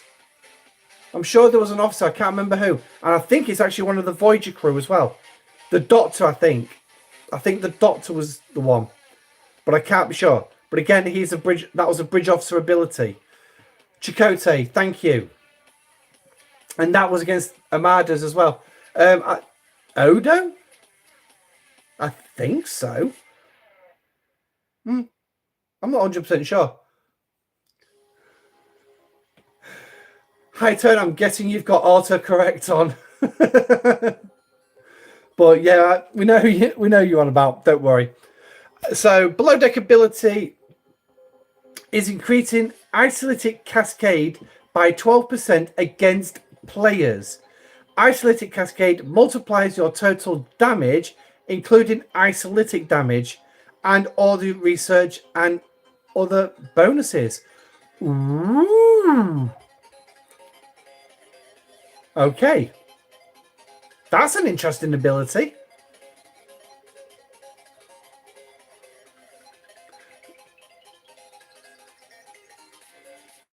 Oh, he boosts crit damage. Chakotay Janeway 7 of 9.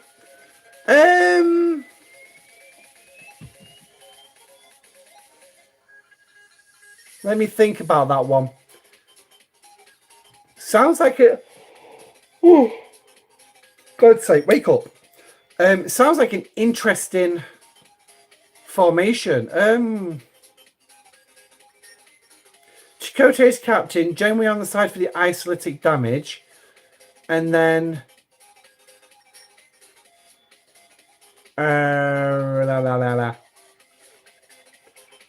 Maybe.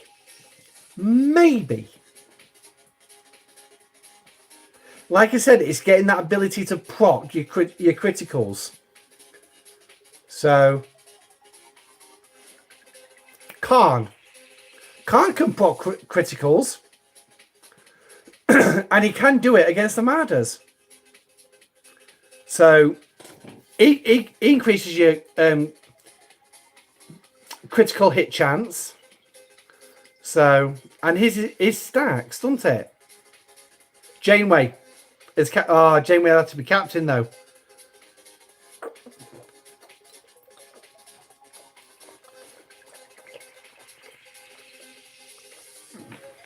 Yeah, she'd have to be captain to do that. So, interesting. Definitely worth a thought. So, but yeah.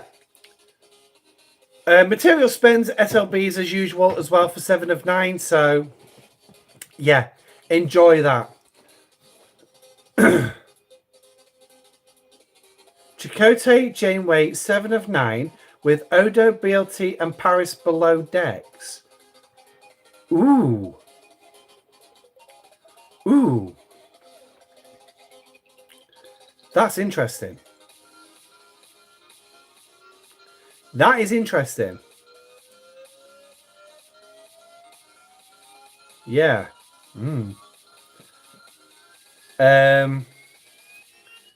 They might as well have just left Neelix to be able to work with Tal.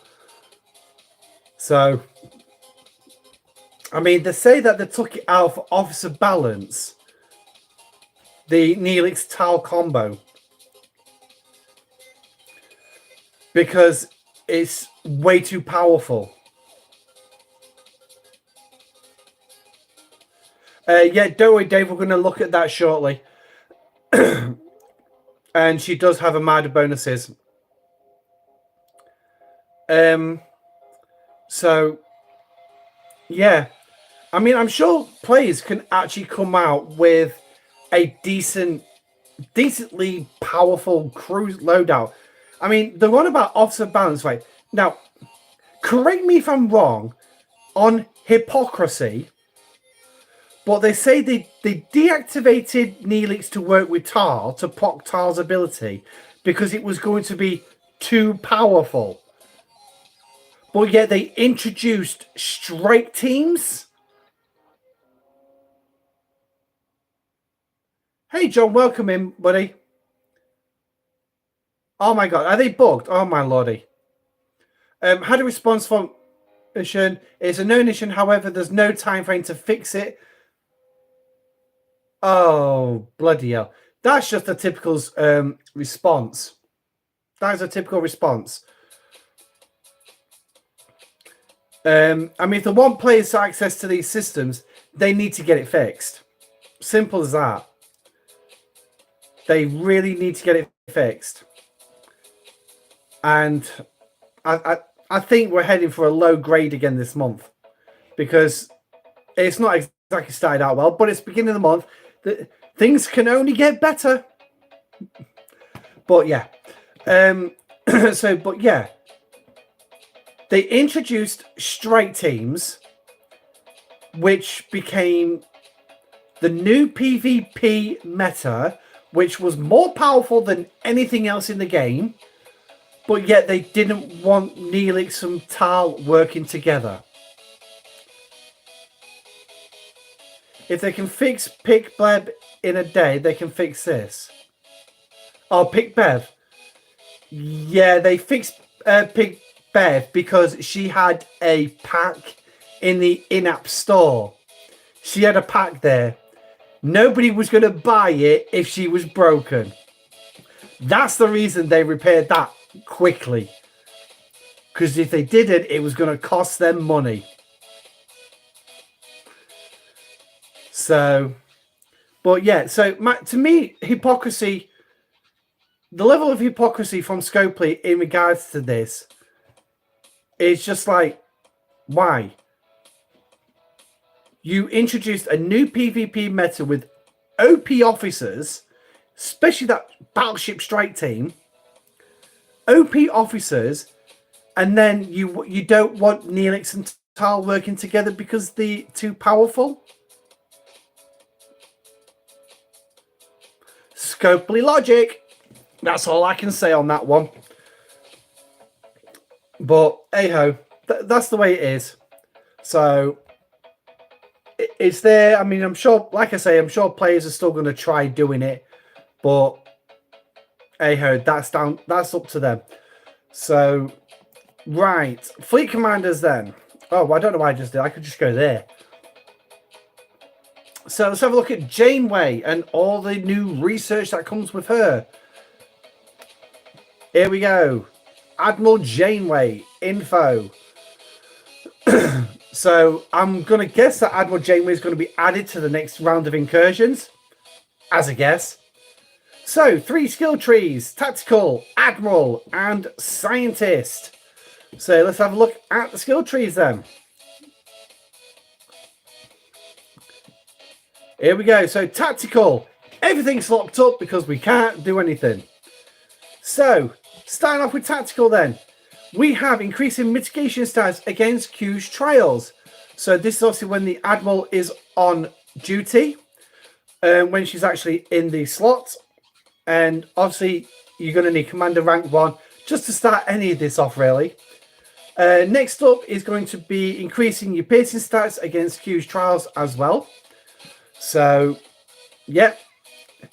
And then next one, you've got a selectable, which is increasing interceptor increasing damage for interceptors. So your interceptor can get a boost here.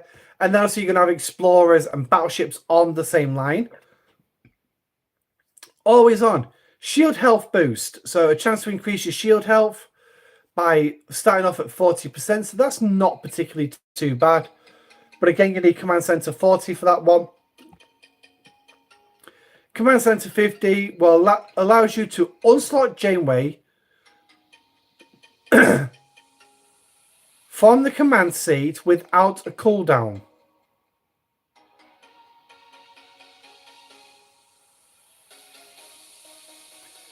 It's a pissing research. I don't recall seeing that bit in the notes. I don't recall seeing that bit. But then again, I mean, it's 500,000 power increase as well. But yeah. That's like, okay, thanks very much, Scopely. So, on duty, and then decreases the opponent's base damage on Q's trials. Starting off at 1.5%.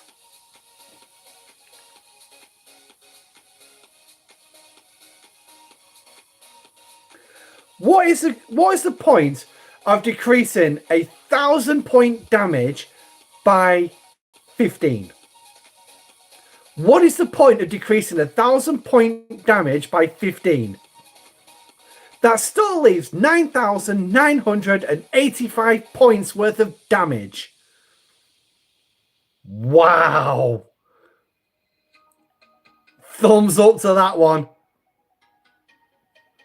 Okay, what does this one top out at? 20%. Okay, that's a bit better. That is a bit better.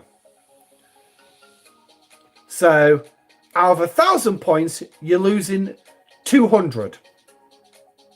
It's a little bit better, so it brings it down to 800. Still going to take a lot of damage, but yeah.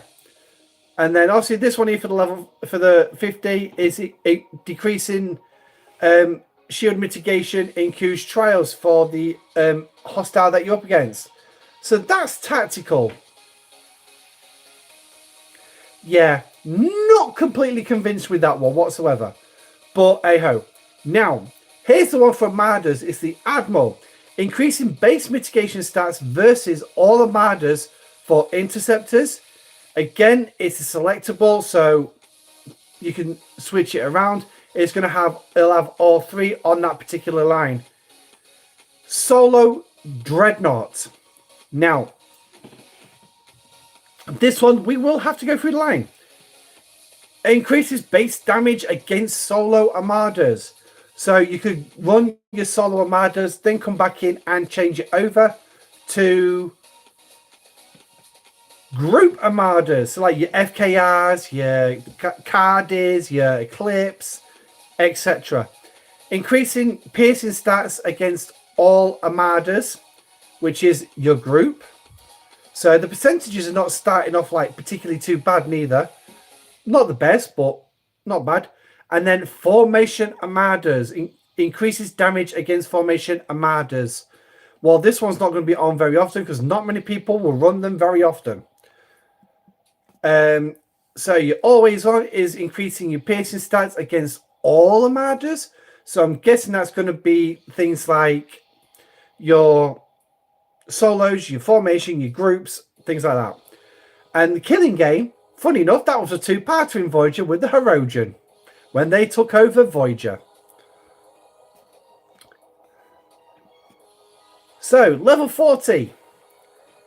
Yes, increasing critical damage against solo Armada. So this is the Juggernaut line. So it's more powerful than the dreadnoughts. And also you're going to have the ones for the group armadas, which again is increasing critical damage. And then this one in critical damage against formation armadas as well. So small numbers, but we don't expect too much from Scopely nowadays. And then this one here is increases the amount of complex nanotech gained from defeating the rare formation armadas. But yet you need Command Center 50 for it. Which is Ops 50, by the way, you're going to need. Joyful. So, scientists. So, look at the always on. Fair trade. Increasing base cost efficiency for removing forbidden tech. Wow. They're actually giving us a reduction for a stupid mechanic that should never have been put in the first place. Oh, lordy. Well, I suppose it's a reduction. And then increasing base research speed, learning curve. I think that's the name of the episode where Tuvok and Paris got stuck in the holodeck with good old Seska. So, now the next line. It is Pathfinder. Well, we know that was the name of a project to try and find Voyager. Increasing base warp speed for all ships. So, yeah, it makes ships go a little bit faster. And then blink of an eye. Again, that was the planet that's had that like weird shape, weird magnetic field, and spun around so fast that they could literally watch the fall and rise of the civilization while they was in orbit. But obviously Voyager falling into orbit damaged the planet. For you, Locutus is the second best fleet commander after Kirk. Well, considering I've not got Kirk at the minute, I can't say how good he is. To be honest, I don't really... I keep forgetting I've got Spock as a fleet commander. So I don't... He's there, he's on, but yeah.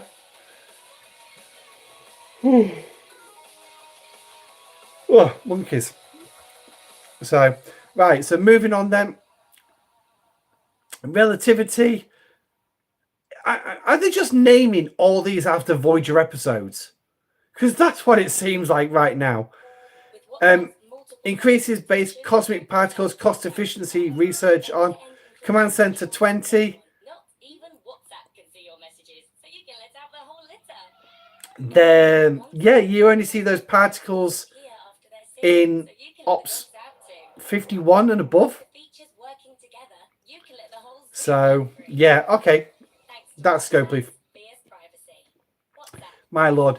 Oh, another Voyager episode where they were being treated like guinea pigs by another species. Increasing repair cost efficiency, so that's not particularly too bad. And then across here we have increasing your whole health. So again, another one, Mortal Coil. This is the one where Neelix actually stopped believing in the Talaxian afterlife, if I remember correctly. It's not an episode I enjoy watching whatsoever. In fact, I skip it over. So, but then it's about Neelix. So, can we really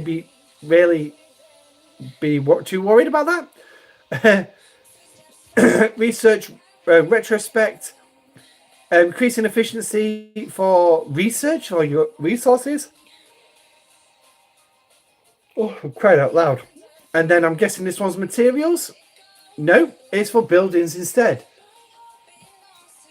And then this one here increases base isolated defense. Ooh. So that's all of Janeway's trees. Yay! They're all named after Voyager episodes. Seriously, could they not think of anything else? But yeah, it is what it is. But anyway, that's Admiral Janeway as your fleet commander. Yay! So as she got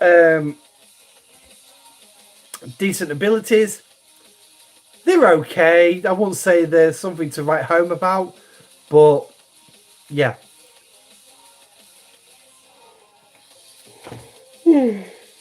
Oh God, I'm getting really tired now.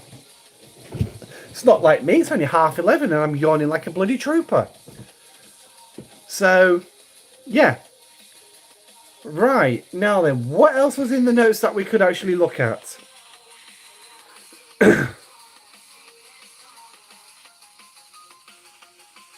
Right, something tells me, yep, that is not approaching Navarra. Bloody, thank you.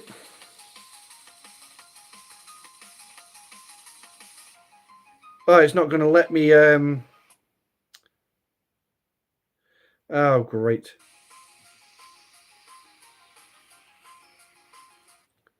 Here we go. Back on now.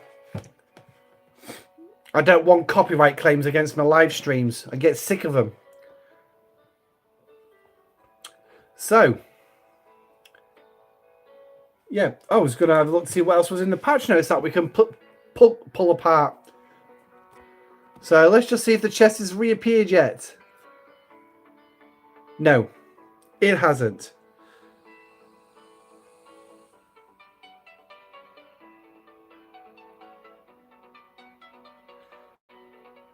Doesn't look like any announcement from Scopely, neither. Oh, I've closed that bloody down as well. Shouldn't have done that. So let's have a quick look then. So, no, it looks like we've actually covered everything. Wow, we've actually covered everything. That's a first. We've actually got through a full show and there's nothing left over to cover about this month. So, let's see what crap we get out of these. Wow. You use Kirk all the time? Yeah, I think with Kirk being aimed at PvE, if I remember correctly, I'm not surprised a lot of players would actually use him. Spock was more the miner, while obviously Kirk was the PvE officer.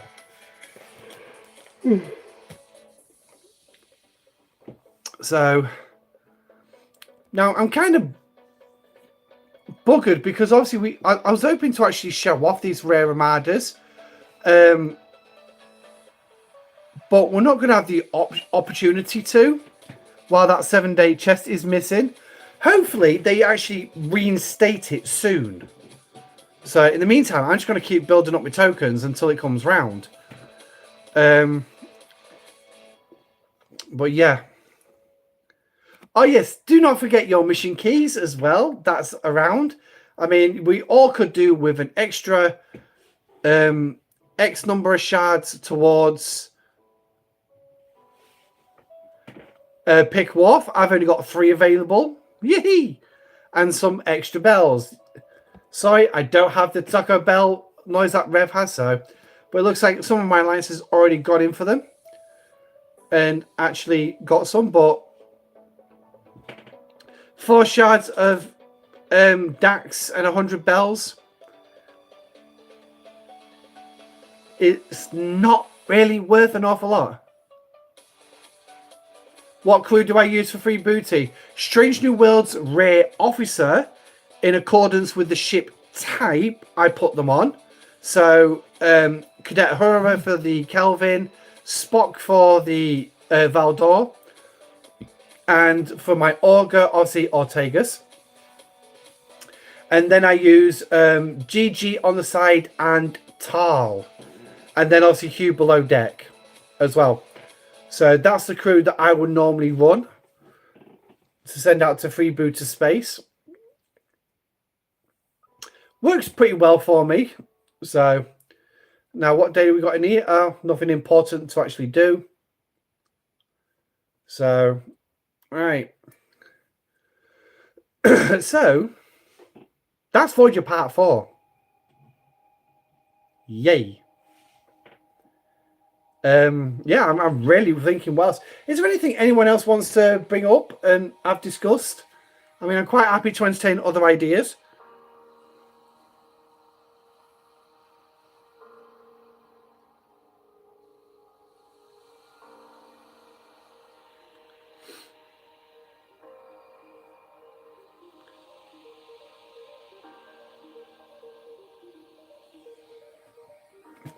Yes, I've already done my Q trials today.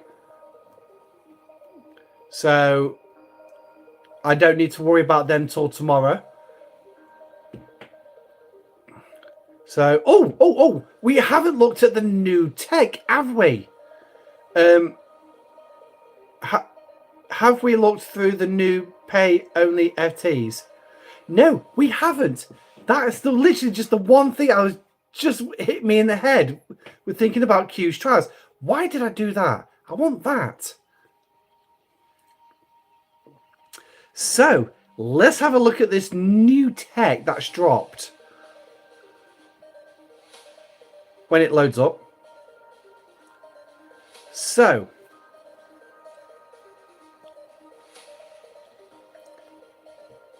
Berserker Complex. That was one of them. So, this increases isolated damage against the Marders on when you bring it out. Yes. Specialized class weapons.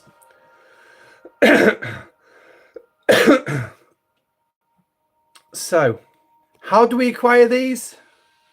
Well, yes, you've got to go to the pay store.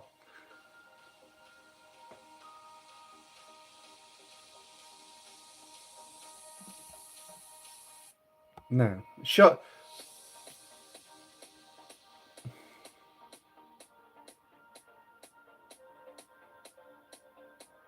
Okay.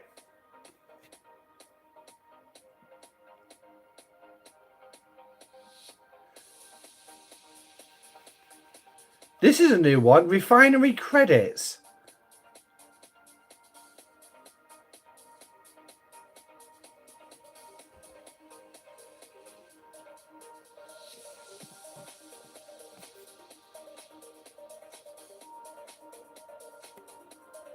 Oh, it's these. Refinery credits. So instead of just spending them on the fusion rods, you can spend them on getting some new catalysts. However, you're going to need the rears. So you're going to need the torpedo. They're going to need the control seeker and the dual photons. Ooh. So, of course, there's none up here.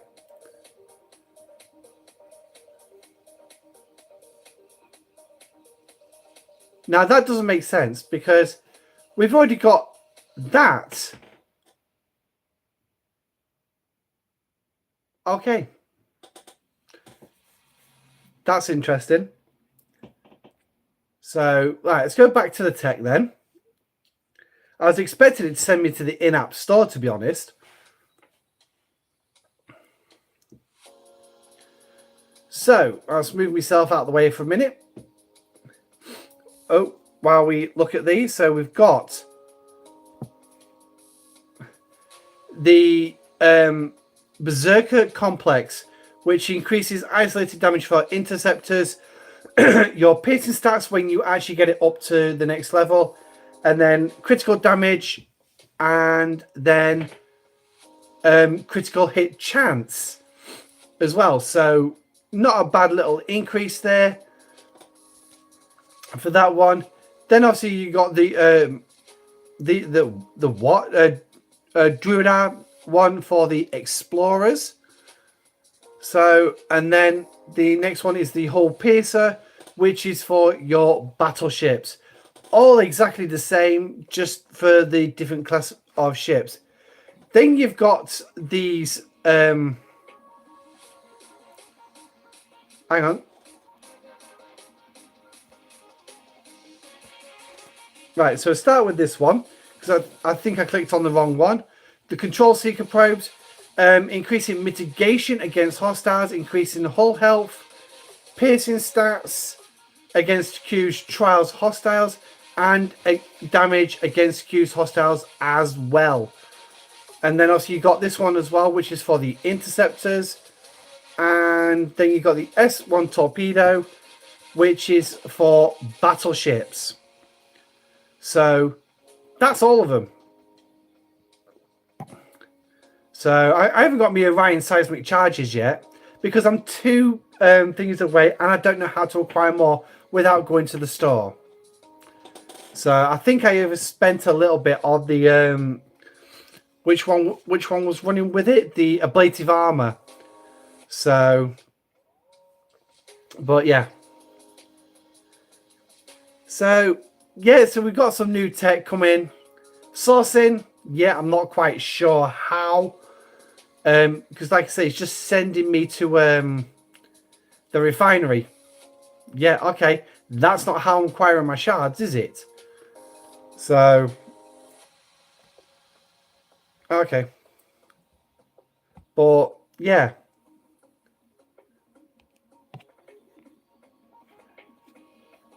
But a chance to get some more tier up catalysts. Yeah, to be honest, I'm doing just fine with just that one there.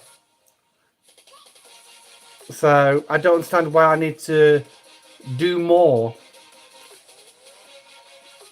So I guarantee I won't be delving into those refinery points. Not unless they're actually providing me the shards towards getting those things. So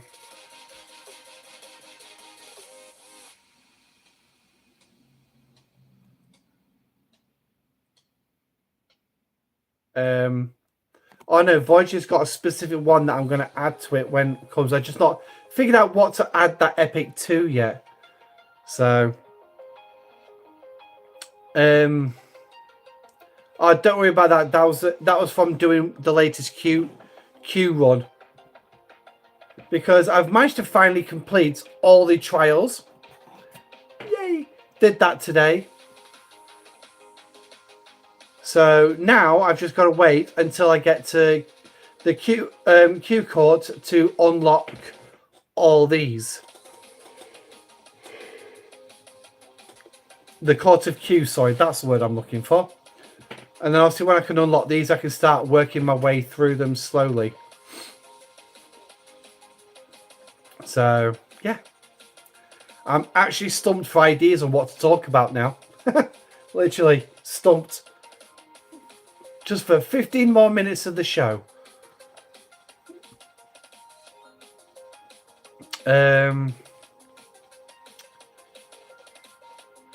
Yeah. Anyone got any ideas? Anyone got any ideas?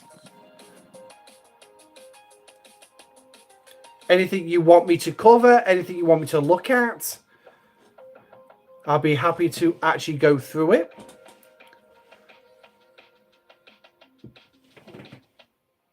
Mm.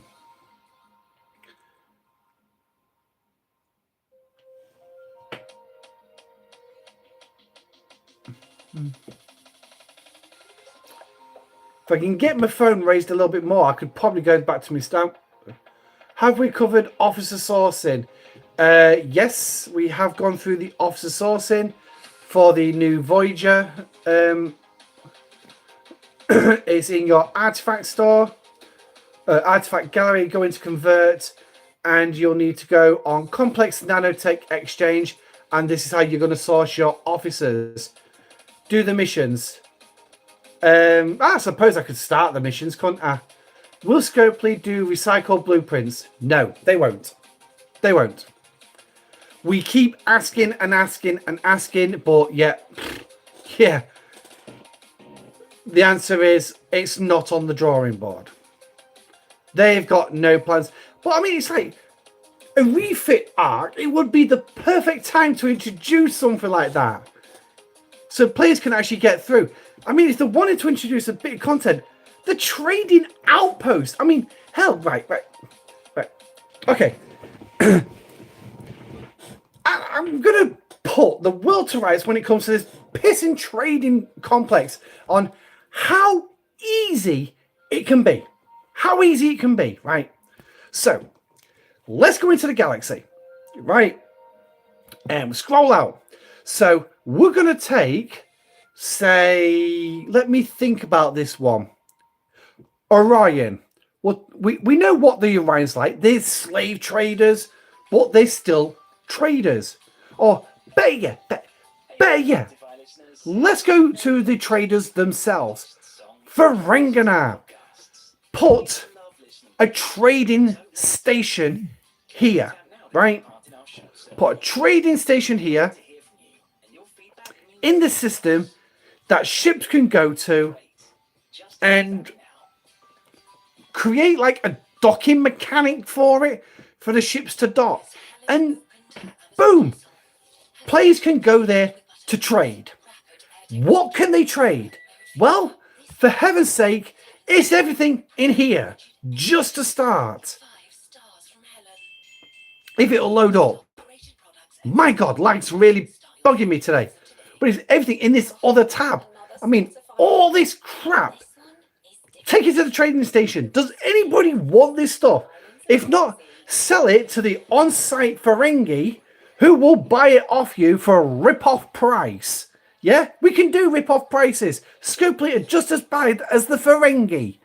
So, sell it at a rip-off price. So, say like this Borg token here. I don't know, 5 strips of latinum for just that one. Or maybe 30 strips for the whole whack. There you go, there's a rip-off. And an economical system would work. It works well in Eve. Yeah, Eve Online, exactly. That's another concept. They've got a brilliant trading economical system. Scopely won't do that here, but let's put the World Survivors on it. So this trading center in Ferengi, you can sort out all this, get some latinum for it. Like I say, you could do knockoff prices. You can get extra latinum for, well, I won't say get extra latinum, but you can use your own latinum to buy some other stuff that's in the store. So like they could have some materials or some resources on sale that you can spend latinum on for your base, for your ships, for your research. Or another point to enter, yes, you guessed it. Come on, move it. This lot. Another place to gain quick access to this lot. To spend money. That's the trading center.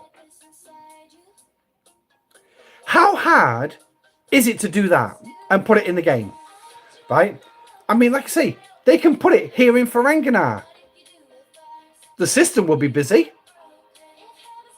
The system would be busy. Yes. You could put one in the Orion system as well for lower level players who can't reach Ferenginar, so they can start trading and get stuff. Rigel is another system, because if I remember correctly, Star Trek Enterprise, Episode 1, where did they end up going? Rigel 7. So guess what? Go into the Rigel system, because guess what is in here? Let's find it. Let's find it. Where are you? Oh, it's right here. Where that level 13 ship is. Rigel 7. Put a trading point in orbit of that planet. Again, it will make it worthwhile. My ablative armor looks maxed out, but says I can still upgrade it. Uh-oh. Maxed, but you can still upgrade it. Lordy hold. Just don't bother trying to upgrade it, Nuts. That's all I'm going to say. Just don't upgrade it. If it's maxed out, don't do any more to it.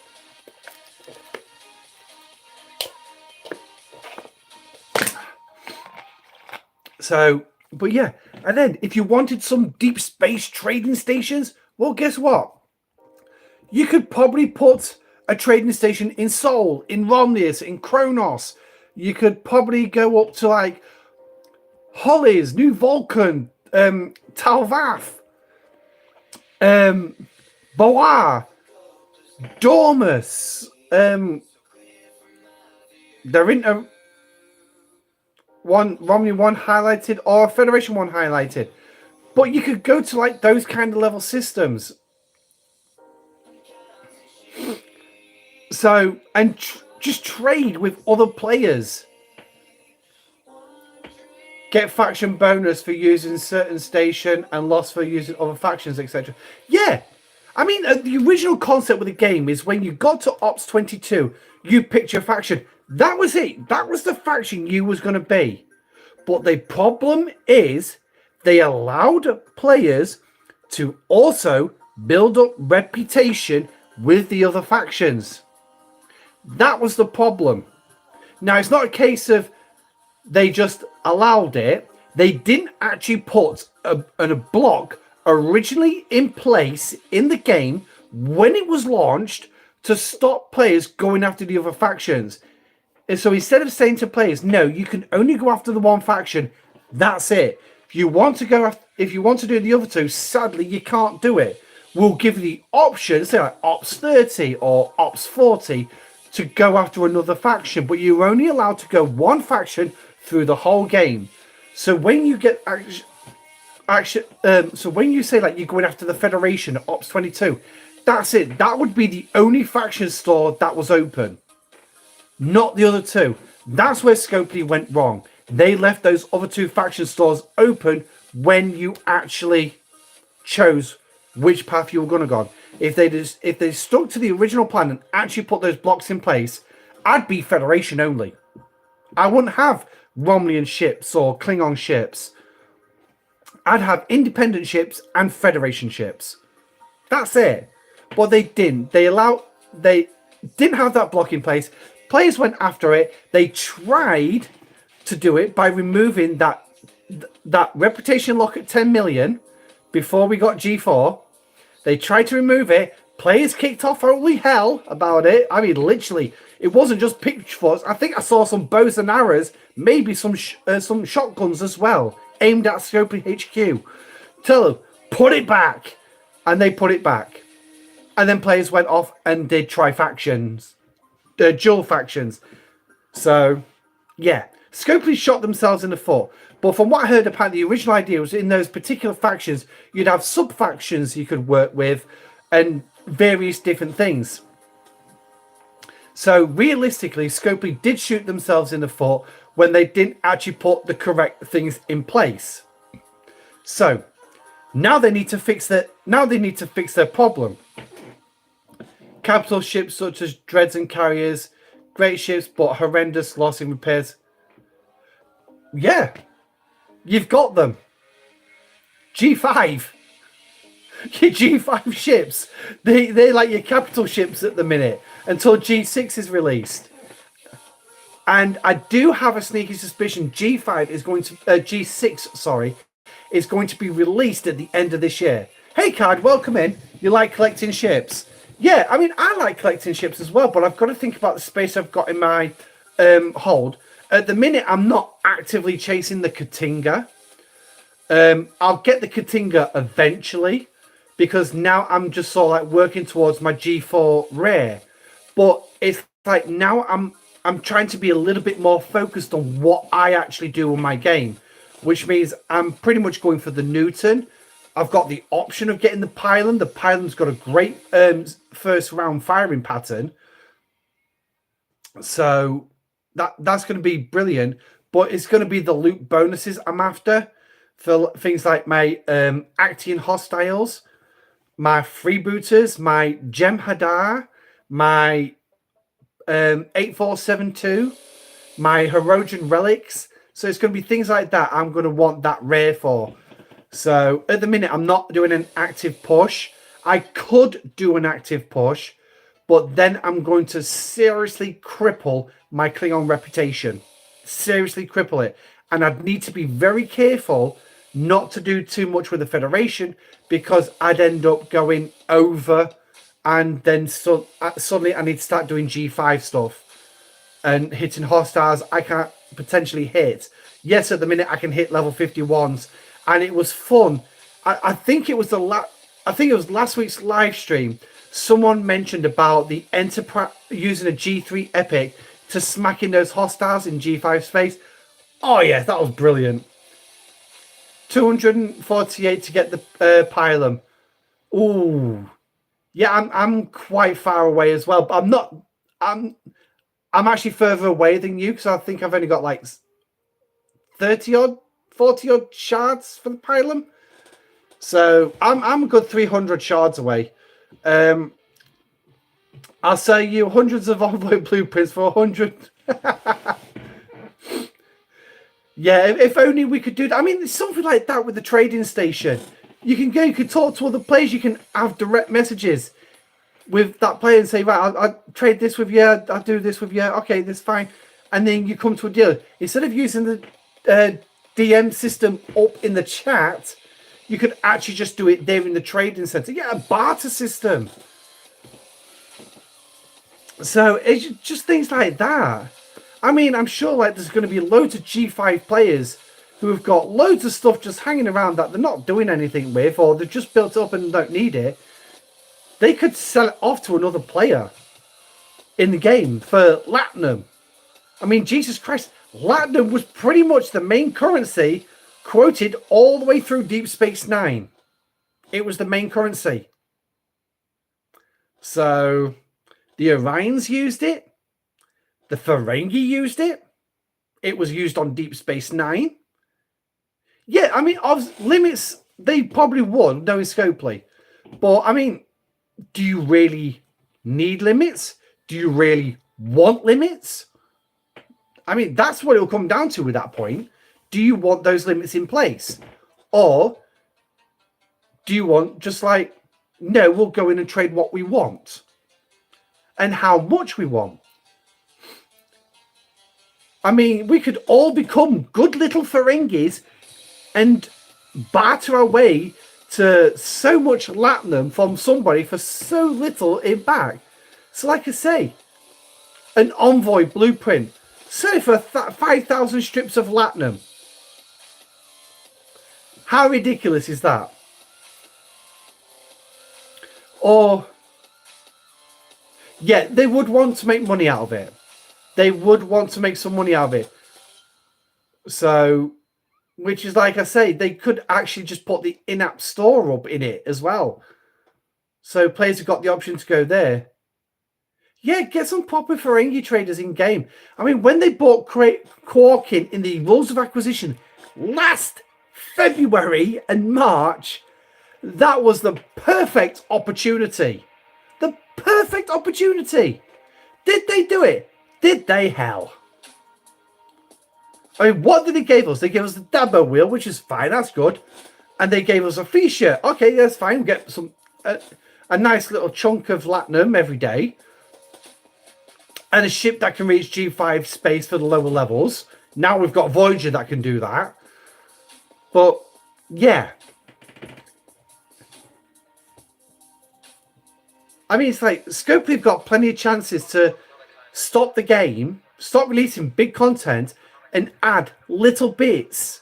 A trading point. The trading post will be just a little feature added to the game that can do little points and things like, yeah, sell the ships that you no longer lead to the lower players. Hell, right?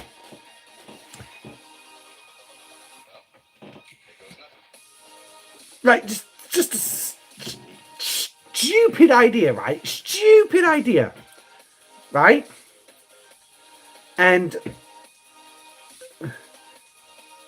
let's right. These are the G3 Commons, your independent ships. I have 9,246 blueprints of the Kiera, 8,201 of the Valkulus, and 6,918 of the Kamari. Game starting to crash. Yes, I don't think they've actually solved that problem completely. But, right, I can build these, right? So say a level, what, 24, 22. A level 20 player comes to me. I need a Kira, but I haven't got the resources to build it, but I've got loads of Latinum. Can you build me one and sell it? Well, I'll tell you what, mate, right?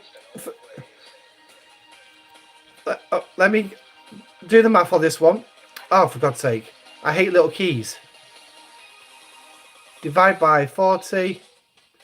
Oh my god. I sell you 231 Kiras. How's that? Like I said, one of those 2 new buildings would be a casino, and the other one would be a Scopely store spending your winnings. Yeah. There you go. There's another new little feature for you. Another little feature. But yeah, so I can build 231 Kiras. Thanks, Scopely. Just what I needed. I've only got 2 slots left in my hangar bay. And I need them for my rear. So, but it's things like that. But will Scopely do it? No. Will they design officers, like interceptor specialists, that you can put in your below deck? Just a below deck ability. No officer ability, no counter ability. Just a pure below deck ability. Will they do that? You bet your bottom dollar they won't. Because it's too simple. It's, you know, using this. But at the end of the day, it doesn't do that. It doesn't go ka-ching. What would happen if you actually tried to build that many ships, I wonder? I'd run out of space in my hangar. I'd have to keep scrapping them at the same time. I literally have to keep scrapping them. When I played EVE Online for 17 years, the player economy thrived and the game makers made money by it thriving. Yeah, exactly. Scopely don't believe in that. Well, that's the impression that they give us. That they generally don't believe in that. I mean, let's take incursions, for example. It's an event designed to sap tritanium and dilithium out of the economy through ship repairs. Yeah. Raiding is designed to make players lose billions and trillions, and then you've got players who just literally open up their base with trillions. I mean, it's like, I've got 2.2 trillion. Would I open up my base just to spite my server? Even though there's a couple players I don't like? No, I wouldn't. I wouldn't drop my shield. I want my resources. I need to build them up ready for when I get to G5. Check out the limited time in the event store. Also, yes, we've already seen that one. Look, so at the beginning of the stream. It's actually good value, but I'd only say for players who still haven't unlocked Torres to go for that one. Game that has syncs and trading to get ahead of being clever keeps it more real.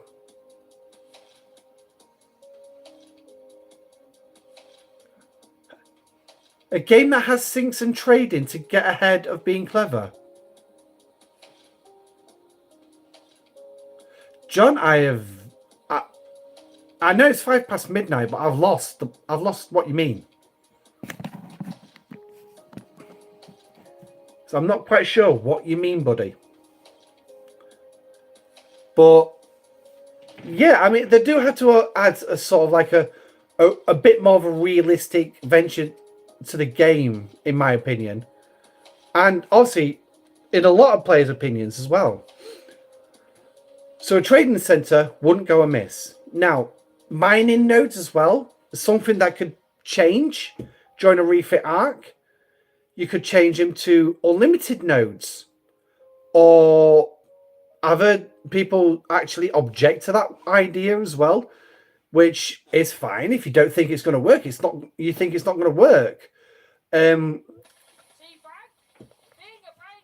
but maybe. And I can understand why people would say no. So if you did unlimited nodes, you'd have to like sync strain resources. Trade can provide necessary plug to the sync, also known as traders can make profit, etc. Yeah. Ah, right. Yeah. I get what you mean now. So there'll be in the trading outpost, there'll be like syncs where it's not going to be worth doing. And if you're clever enough as a trader, you can actually make a lot of profit out of it for your own. Yeah, I get where you're coming from now. Capitalism, I believe it's called. I think I could be wrong, but yeah. But yeah, it's like unlimited nodes. They could allow up to 5 miners to mine there. Yeah, pretty much 101. Yeah. So up to 5 miners. Imagine how many OPC miners you could hunt. I don't think your Talios would be big enough. Because obviously you just leave you leave your ship mining there, and you'll probably forget about it overnight, and before you know it, it's gone OPC and someone's come and popped you. So, I mean, it's like the token systems. A lot of servers have a rule against token servers being hit OPC, which makes it kind of hard when all the nodes in that system have been taken and you've got a couple of sleepers on 0 nodes and you're not allowed to touch them. Makes it very awkward to get that node, especially if they're OPC. So, but yeah. But anyway, so right, we're coming up on to 10 past midnight. So we've already gone over time that we normally have. So that will be the end of the show for today. So don't forget to hit the like button on your way out and subscribe to the channel if you haven't already. Also, if you'd like to become a channel member, please go hit that join button as well. All members are greatly welcome. You'll see your name will just basically turn green. But when we actually start getting busy with more people coming into the live streams, once we hit that 1,000 subscriber and get higher, then obviously it'll be easier to pick your name out in amongst the crowd. No nuts. There's no mantis parts in the event store. Obviously, if you do wish to donate to the channel through other means, there is the super chats when live streams are on, and super thanks as well, which is the little dollar sign on the bottom right hand side of the chat box. Also, PayPal, Cashapp links are in the description below. Links to my Discord are also there if you haven't joined yet. So come along and join. But that's pretty much it. So throw it in at the beginning, throw it in at the end. Job's a good one. I'm Admiral Pegasus. Thank you so much for everyone coming to watch the show and everyone who's watched the show after it's been streamed. I love you all. Stay safe, live long and prosper. This is the Pegasus Show. I'm Admiral Pegasus. Good night.